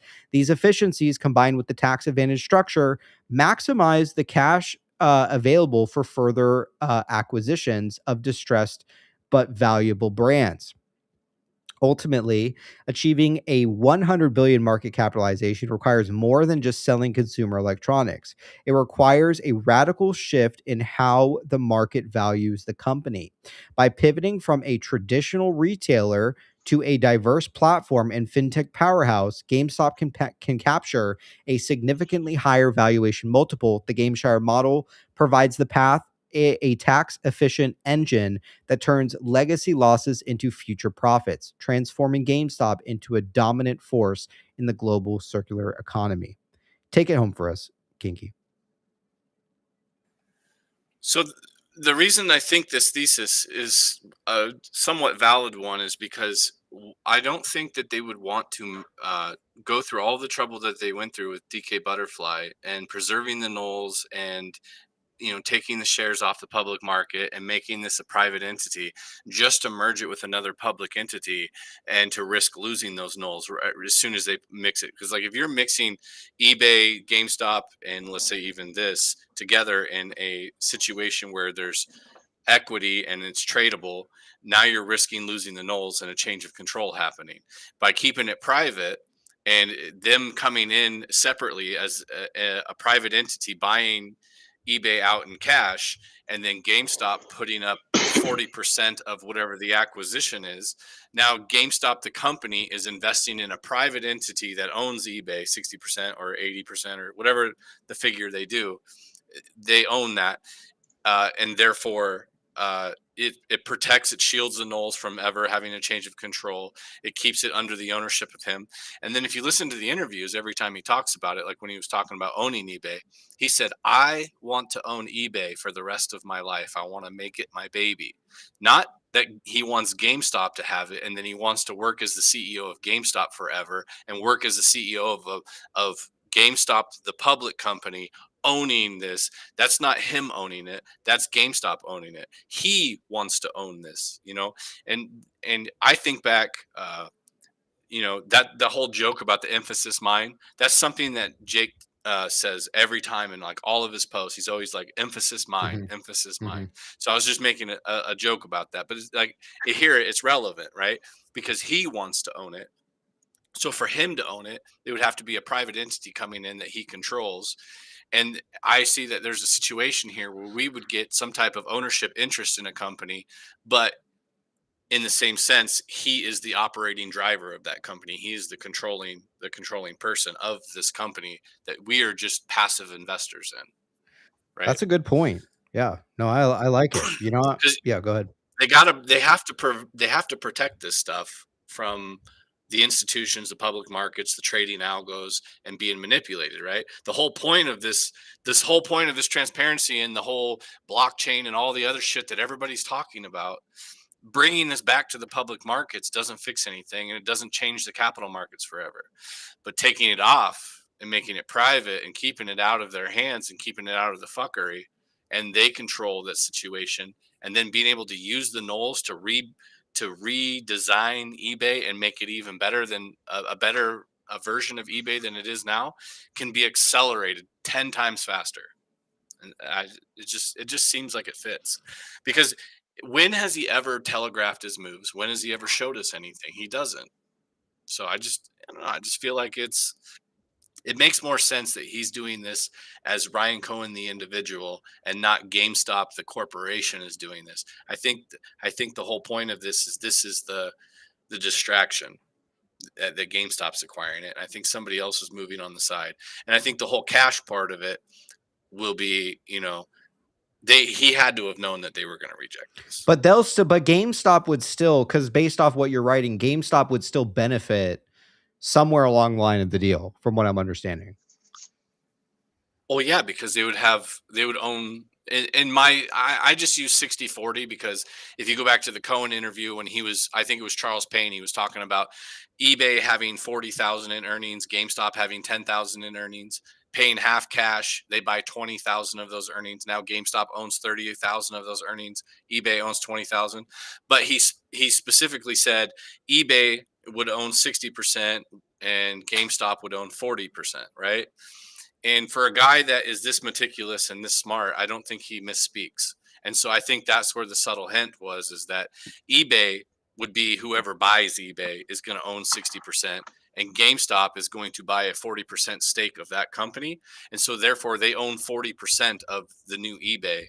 And so then all the money that eBay makes, GameStop gets to treat as income through equity on their balance sheet. So 40% of all earnings that eBay would make would be reflected on GameStop's balance sheet as their own earnings, and because they own 40% of the company. What's also interesting about that is if it does pan out that way, it reduces the overall financial liability for GameStop to take the interest in eBay, right? Because if they get 40% of it and they pay $60 billion, they're on the hook for only, someone do the fucking math, but they're not having to pay for a full 100% of it. Yeah, what a shame. Well, they're also not taking on eBay's debt. Correct. Right? The other entity would be holding that debt. It's a really interesting theory, man. It's a nice theory. Go ahead, Ping. Yeah, one question regarding your thesis. I thought, is BBBY bonds, like the old QSIP, still related with DK Butterfly at all? I remember someone tracking down the QSIP, and it seems like they're still tied. So I'm wondering if that could somehow tie into this as well, or that's something out of the picture. The first few digits, I think, of it's the ISIN. It's the first 6 of the QSIP for the. But like the warrants doesn't matter. Oh, sorry, not the warrants, the bonds. Yeah. I don't like getting into that topic because it's speculation. Okay. But the whole premise of the idea is that the first 6 of the QSIP is tied to the legal entity, which was the old estate, right? Okay. Yep. The fact that Marcus was able to use it, to me, from my own research, and I'm not like an expert in this, but my own research tells me that they had to prove that they were the legal successor entity of the old entity to even be able to use that QSIP. So- and I think there's ways that they could have proved that through the IP, the sale of the baby IP, because if you think about 6th Street from the very beginning, their whole FILO loan was structured around securing the baby intellectual property. Like the only way they were signing was securing the baby IP. And so they went through all that trouble to secure that. Then they went through all the trouble of throwing in an extra $340 million to help pay down JP Morgan and get them out of the way. To what? Sell it for less than 10% of its liquidating value to Super Dream weird. on Me. And then Yeah. Dream on Me turns around and sells it for $5 million after buying it Yeah, for they sold it for 15.5. like an 80% loss. This is where the agreement among lenders comes in, because they can distribute their own, they can have their own terms of recovery. They could have said, well, we'll sell it for 15.5 million and any equity interest in future usage of this IP. Right. And so that carries through all their legal. So even through Dream on Me, when Dream on Me sells it, it goes on to Marcus. And so that doesn't come out until August 11th, though. That Alan guy from T0 said that coin 1 year anniversary will be August 11th. So that baby token will be out either August 11th or after, whenever they decide, the Zion piece. So can I? But sorry, go ahead, and then I have a question for you. Go ahead. I was just gonna say, No, so, go ahead. So where does that land then with the 300? Where did GameStop put the $311 million in 2023? And if it wasn't into like this HBC type of deal, where did they put the money? And do you think that there was a reason they did that to kind of throw people off the trail? And that's like the true Kansas City shuffle. What if they put it into a trust? And that trust was to, so somebody was holding their stake for them because of the conflict of interest while Ryan was doing this. But down the road, that person, whoever was holding it, let's say it was Icon, was holding it for him and now is selling it to GameStop down the road. Because don't forget, there was we still don't have an answer to what happened in April of 2004. There was the disguised motion sale, and then the objection 55 minutes before the court hearing, where they were tying it to equity, right? There was an equity objection, one of the attachments to it. And so it's like, what happened with the equity there? Maybe there was some type of sale between somebody that beneficially owned the 311 million, transferring those beneficial ownership interests to GameStop. And then maybe in that total, I haven't even done the math, but let's see, 782. That's 39.7%, 311 million divided by 782. That puts you right near the 40% that I'm talking about here of ownership. So, I mean, it's possible, but what I'm saying is there's no way that GameStop, in my opinion, was invested in this pre-December 5th, 2023, because of the investment policy specifically outlined that GameStop can now, going forward, invest in the same investments as Ryan Cohen, RC Ventures, and affiliates. And Kinky, what we were talking about earlier on the show was that even with the investment policy not changing until after that 311 million fell off the balance sheet, that doesn't rule out GameStop making an investment into something that Ryan Cohen had no interest in prior to that change being made. Yeah, like a trust or an LLC. That's exactly so like it's the money went somewhere, right? Sorry, go ahead. Yeah. But going back to your question about the bonds, I'm not like very well educated or versed on bonds, but according to the dockets alone, there were a couple things that happened. One, the judge made sure that the lawyers removed full and final satisfaction from Class 9, right? He asked the lawyers to remove that language. So if you go to the final plan and you look at class 9 treatment, full and final satisfaction has been removed, but it's there for every other class of creditor. Full and final satisfaction in legal means whatever that's agreed upon on paper. So that 0 to 2.5% that the bondholders are supposed to get, when they get paid, if they got 2.5%, that's treated as full 100% payment, full and final. There's no more that they can get. And so I have always been negative outlook on the bonds. I don't think the bonds are going to see any recovery over 2.5%. Really? Now I do. The reason is because BNY Mellon is another release party in this situation, and they were one of the largest bondholders. I think that any retail shareholders might have they are. Here's another one. Bondholders are releasing parties, so they're going to benefit from the third party release. So I'm thinking that the bondholders that might have been retail that were holding bonds on the date of record of 9/29/23 might see a different recovery than those institutional holders that were the release parties that are getting 0 to 2.5%. Because there's 3 separate languages in the plan. One says people that were deemed to accept the plan, people that voted to accept the plan, and people that voted to reject the plan. But the one that was removed were people who were deemed to reject the plan, which was class 9. Go ahead, Payne. So we were removed. Mm-hmm. Oh, okay. That just made me think back in the day with Jake Freeman. He was shorting the stock, and then I think he hedged it with the bonds, which is a short position in a bond. Yeah, that's what it was. No. He was shorted the stock and then hedged it with the bonds, so he went long on the bonds. Mm-hmm. The other thing was this feels a little bit off topic, but with Carl Icahn possibly in the picture, because I remember a while ago he got charged with forgetting to declare. I'm just putting it in like layman's term because I don't remember the specific language used, but it was for basically borrowing against his units, and he didn't declare it. I don't know if that would be anything of help when they're talking about the $311 million or the 311 million shares been tossed around like no one knows who's got them. I don't know if that made any sense to any of you guys. Say that again, Payne. Oh God. Oh God. My brain's just like, it was kind of going everywhere. Okay, so a while ago, I remember Carl Icahn got fined by the SEC for not declaring.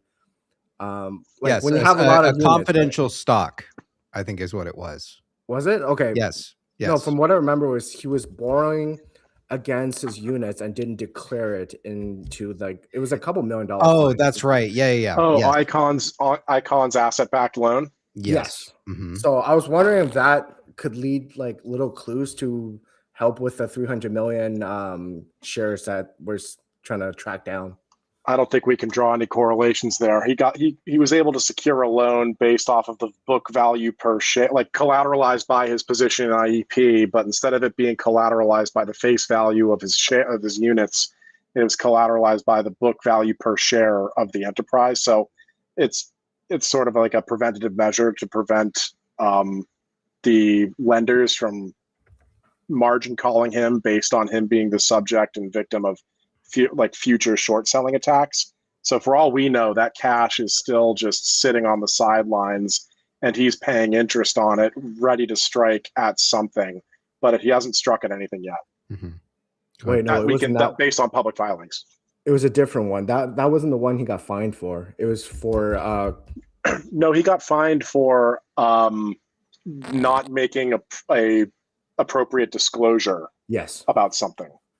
And so I remember that. Yeah. Yes. And he was sued by the SEC after the Hindenburg report came out. Yes. Because the SEC was going after Icahn based on the claims that were made by Hindenburg.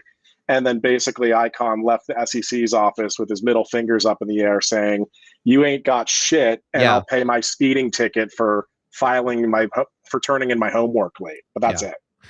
Yeah, this guy's old school, like how they kind of tend to do things. So, look, I'm convinced that Carl plays a role to some extent here, but either way, I think we're coming, we're getting down to the bottom of it. And it is interesting. A Carl Icahn was involved with the eBay thing 10 years ago, 12 years ago, when he took a stake.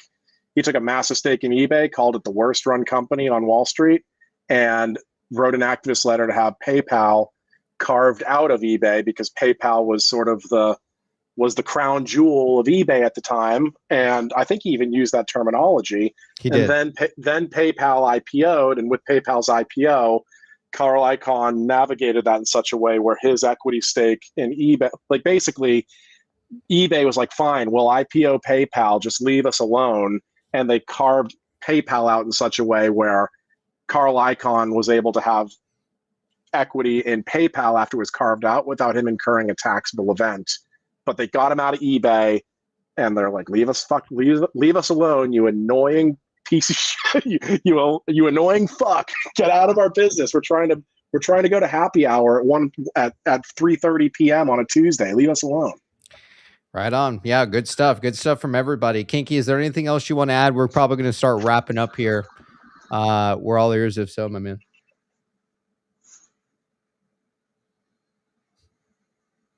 Kinky, you're there? I think you're muted.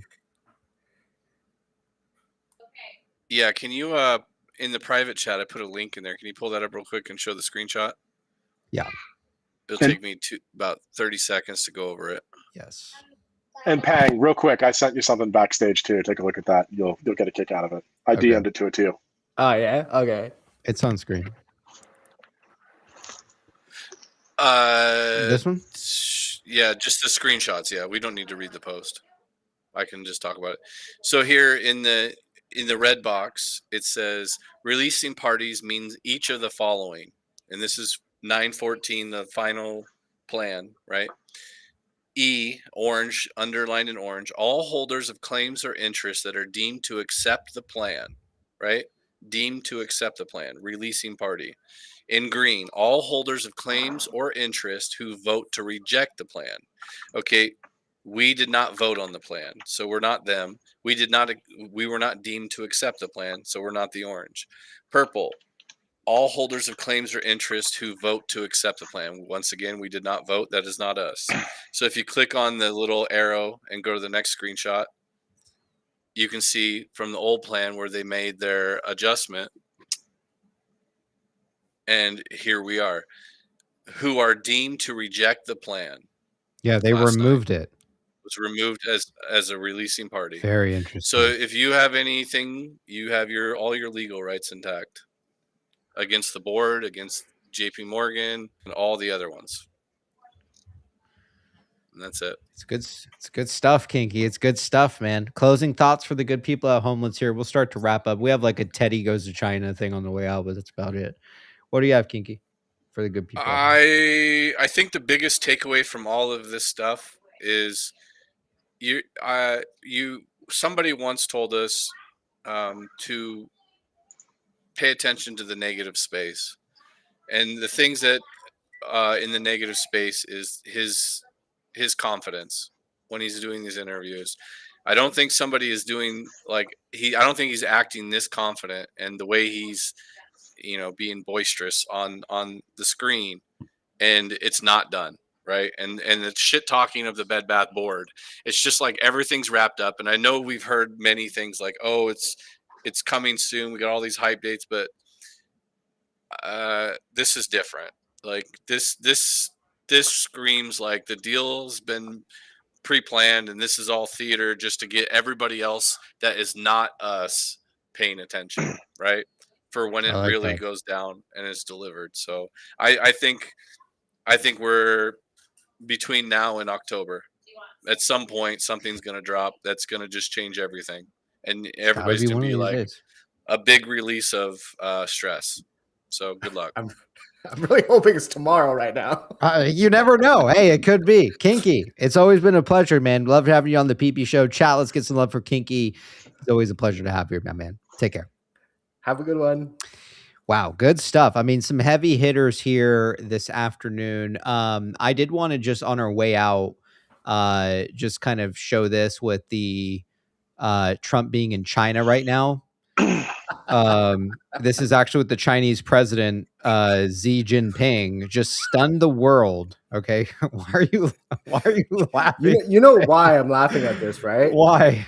Because the first day when I came onto the PP show was you like drunk as fuck at 2:00 in the morning reading Teddy Goes to China. And then I came up with a hat and I was like, shit, that's my gig. I remember that. That was we missed the outfits, Pang. Hop back on the show and show us more of your ridiculous wardrobe. I know you wear wardrobes like I do, Pang, which is fucking hilarious, man. It's so funny.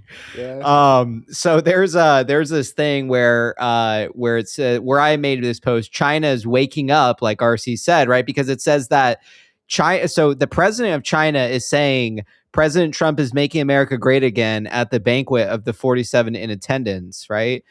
Trump has officially converted Z to MAGA, is what it says. But I think that it's key that Ryan Cohen had made this comment. China is waking up, like RC said, right? Just like he did.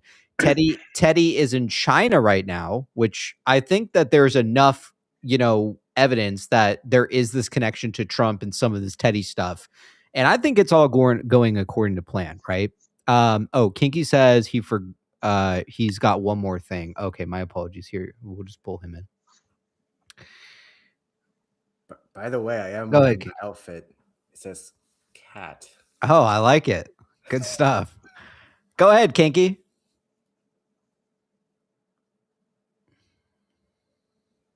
Kinky, you there? Still muted, bro. It won't unmute? Okay, you gotta do it in sign language. It's showing you don't even have a mic on. Try rejoining real quick. And we'll see just hit refresh. I think that's it. BlackRock bought GME shares. That was like a small tidbit on the way out. That institutional campaign RC's been doing seems to be paying off. Yes. Yeah. Oh, here's one too, which backs up like the China's waking up. Kinky, just type it out. I'll read it if you're having issues. Oh, he's gone. This was another one where it says, breaking, the president of China stuns the room, saying to Trump, we should be partners, not rivals. This also goes on to say, never in a million years would think that Z would say something like that. The deep state is shaking right now, is what it's saying. Teddy goes to China, and when China wakes up, whatever that tweet is, but like something about China waking up. Move the world. But when China awakes, she will move the world. Is Kinky back in here? Kinky, we're not getting a mic pickup on you for some reason. Man, I remember that book so well. Just imagine, like, once when this is all over, everything comes out, and it was like the whole entire time in that book was when the kids asked, where's China? And they pulled up a rug and it says it's under here. Interesting. That would be the meme level rug. Yeah. And Pang, next time you're on the show, we need a Xi Jinping outfit, okay? Dude, I'm not trying to get assassinated. Yeah, I know. Like, what the fuck? Bro. Yeah, what the fuck? Don't do that. But you can wear your hat for sure. That's good. Kinky, we're not getting audio on you, man. If you want to type it, I can. Oh, wait, there we go. Yep. There we go. Hold on. All right, go ahead, Kinky. Does it work now? Yes. Yeah. Go ahead. Okay, so I was just closing it, and I saw you guys start up this Trump stuff, and I was just thinking about the Teddy books, right? So you know how in the Teddy books you see the whole Teddy and the garbage truck, and then Trump was in the garbage truck, and then you talk about Trump is going. McDonald's was in it too. Yep, all of the things, right? And that Trump did, and then Teddy was doing in the books, right? Well, today Trump.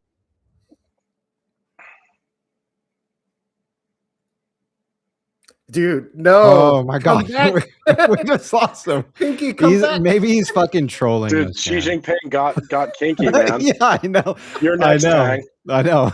Like, what the fuck? We lost him again. I don't know what's going on here. I was just gonna say, yeah, like the fact that everything that's been happening is starting to come out of the Teddy books, like every like, all of it. Yeah. The Trump at McDonald's, the trash like garbage man thing. Okay, we got kinky again. Hold on. Yo, when this is all over, Kinky, go ahead. What, Ping? I was gonna go pull up that presentation and see what we got right and wrong. Yes, yeah, we're gonna go back through a lot of stuff and figure that out. Dude, Kinky. I still have. Yeah. Go ahead before we lose you again. Damn FBI. It's China. Yeah. Did we just lose him again? What the fuck? All right, Okay, something's fucked with it tonight. I don't know. Yes, we're gonna have another show soon. Yeah, we'll have to do Kinky another. on here. Yeah, I don't know what the hell's going on with Kinky there, man. Like, what the hell? know. But When anyways, Wally mentioned- yeah, exactly. But we've been here like 4 hours. I'm gonna call it a day. I think that's it. That's pretty much it. I mean, we pretty much hit every major thing, and there was a lot of discussion surrounding, what's going on, regarding a lot of this stuff. So we'll go ahead and give some we'll get some closing thoughts here. Let me just minimize this and get you guys back up here. Let's hear it. I mean, Pang, it's always a pleasure to see you, my man. Let's hear it. It's been so long, eh? So basically, when I'm looking at the charts for GME right now, on that Roaring Kitty hack, it looks like they're playing with the algos like really bad right now, because I can see the algos full panic on shorting like GME right now. It doesn't even look natural. You look at like the short interest, you look at XRT's like it's like empty.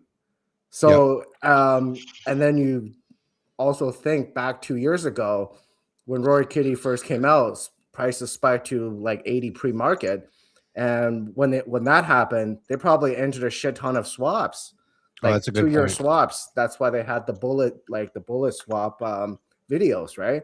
Well, generally, like marking this week will be the end of the 2 years, and also this Friday is OPEX, so for this month. So just to let you know. And also to add to that, I'm so sorry. So tomorrow as well so I'm sure you saw it earlier, Pang, but fuck, now I'm gonna have to show this real quick just because tomorrow is another hype day, right? At the end of the day. But there was so not only was there the Roaring Kitty anniversary, right, from the song, it's literally tomorrow. There was also this one from Trumpo, right? It's almost Friday, which I find interesting. But again, these hype dates, they come and go. But I don't know. Does it mean anything? Who the fuck knows? Yeah. So when I'm watching the prices dip for GME really hard right now, it is really reminding me of that video of when the guy's getting chased down by the car from Roaring Kitty, getting chased down, and then he like runs, and then at the last moment it cuts out. But in the actual video itself, he's actually pulling out a light or like a match, and it's got the baby yes, match on there. That's what I'm looking at right now when I'm looking at GME prices. It might not be tomorrow, but it's sure as fuck looking like the guy's running away, and it looks like he's about to pull out the fucking trump card. I like it, Pang. I like it. Well, good stuff, Pang. I wish we could have got you on earlier, but we've been here for nearly 4 hours now, so we're gonna call it. Any closing thoughts for the good people at home? Pang? Let's hear it, man. It's always a pleasure to have you on the show. What tradition is? You gotta slap me off, bro. Come on, you still got the button? Yeah, of course we do, man. Can you push the button? All right, we'll push the button. Pang, chat. Let's get some love for Pang on the way out. Pang, we'll see you on the future shows for sure, my man. Take care. Have a good one.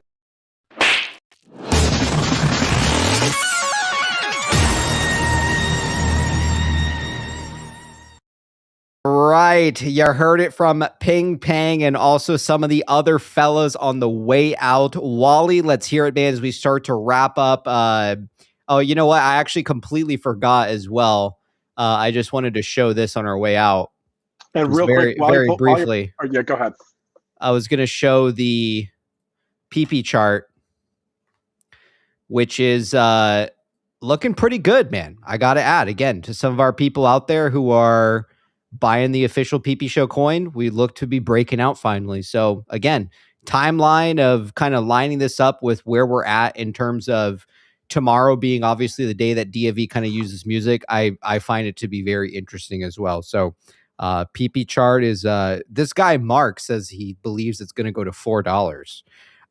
So again, that would be crazy. That'd be fucking nuts, man. And for those of you out here with some PP, I've been seeing some discussions about people banking with PP after all this is over. And why the fuck not, right? Why not bank with someone you trust, someone who's fun, somebody who's got a big green dildo to smack our people around with. But if you've got a crypto.com debit card, you can charge that up instantly with PP, like turn PP into Sol, put Sol onto the card and go buy whatever the fuck you want. So why not bank coin with PP, to buy man? dildos?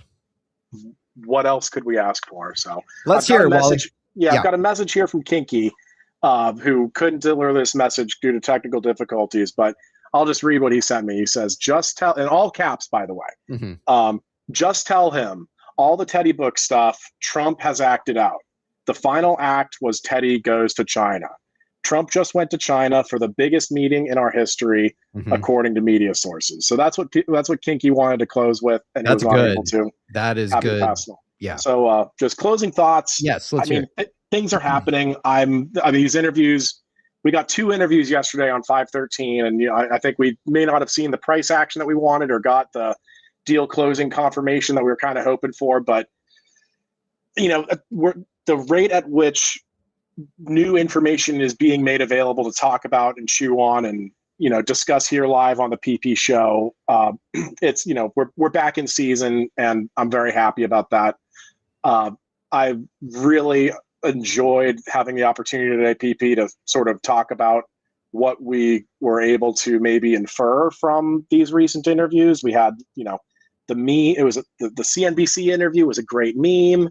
Charles Payne was, nice and informative and sort of a nice contrast to the CNBC. It kind of showed who he respects. And Charles Payne, part of his brand anyway is to be aligned with retail shareholders. And so he's had some comments on that on his show over the years.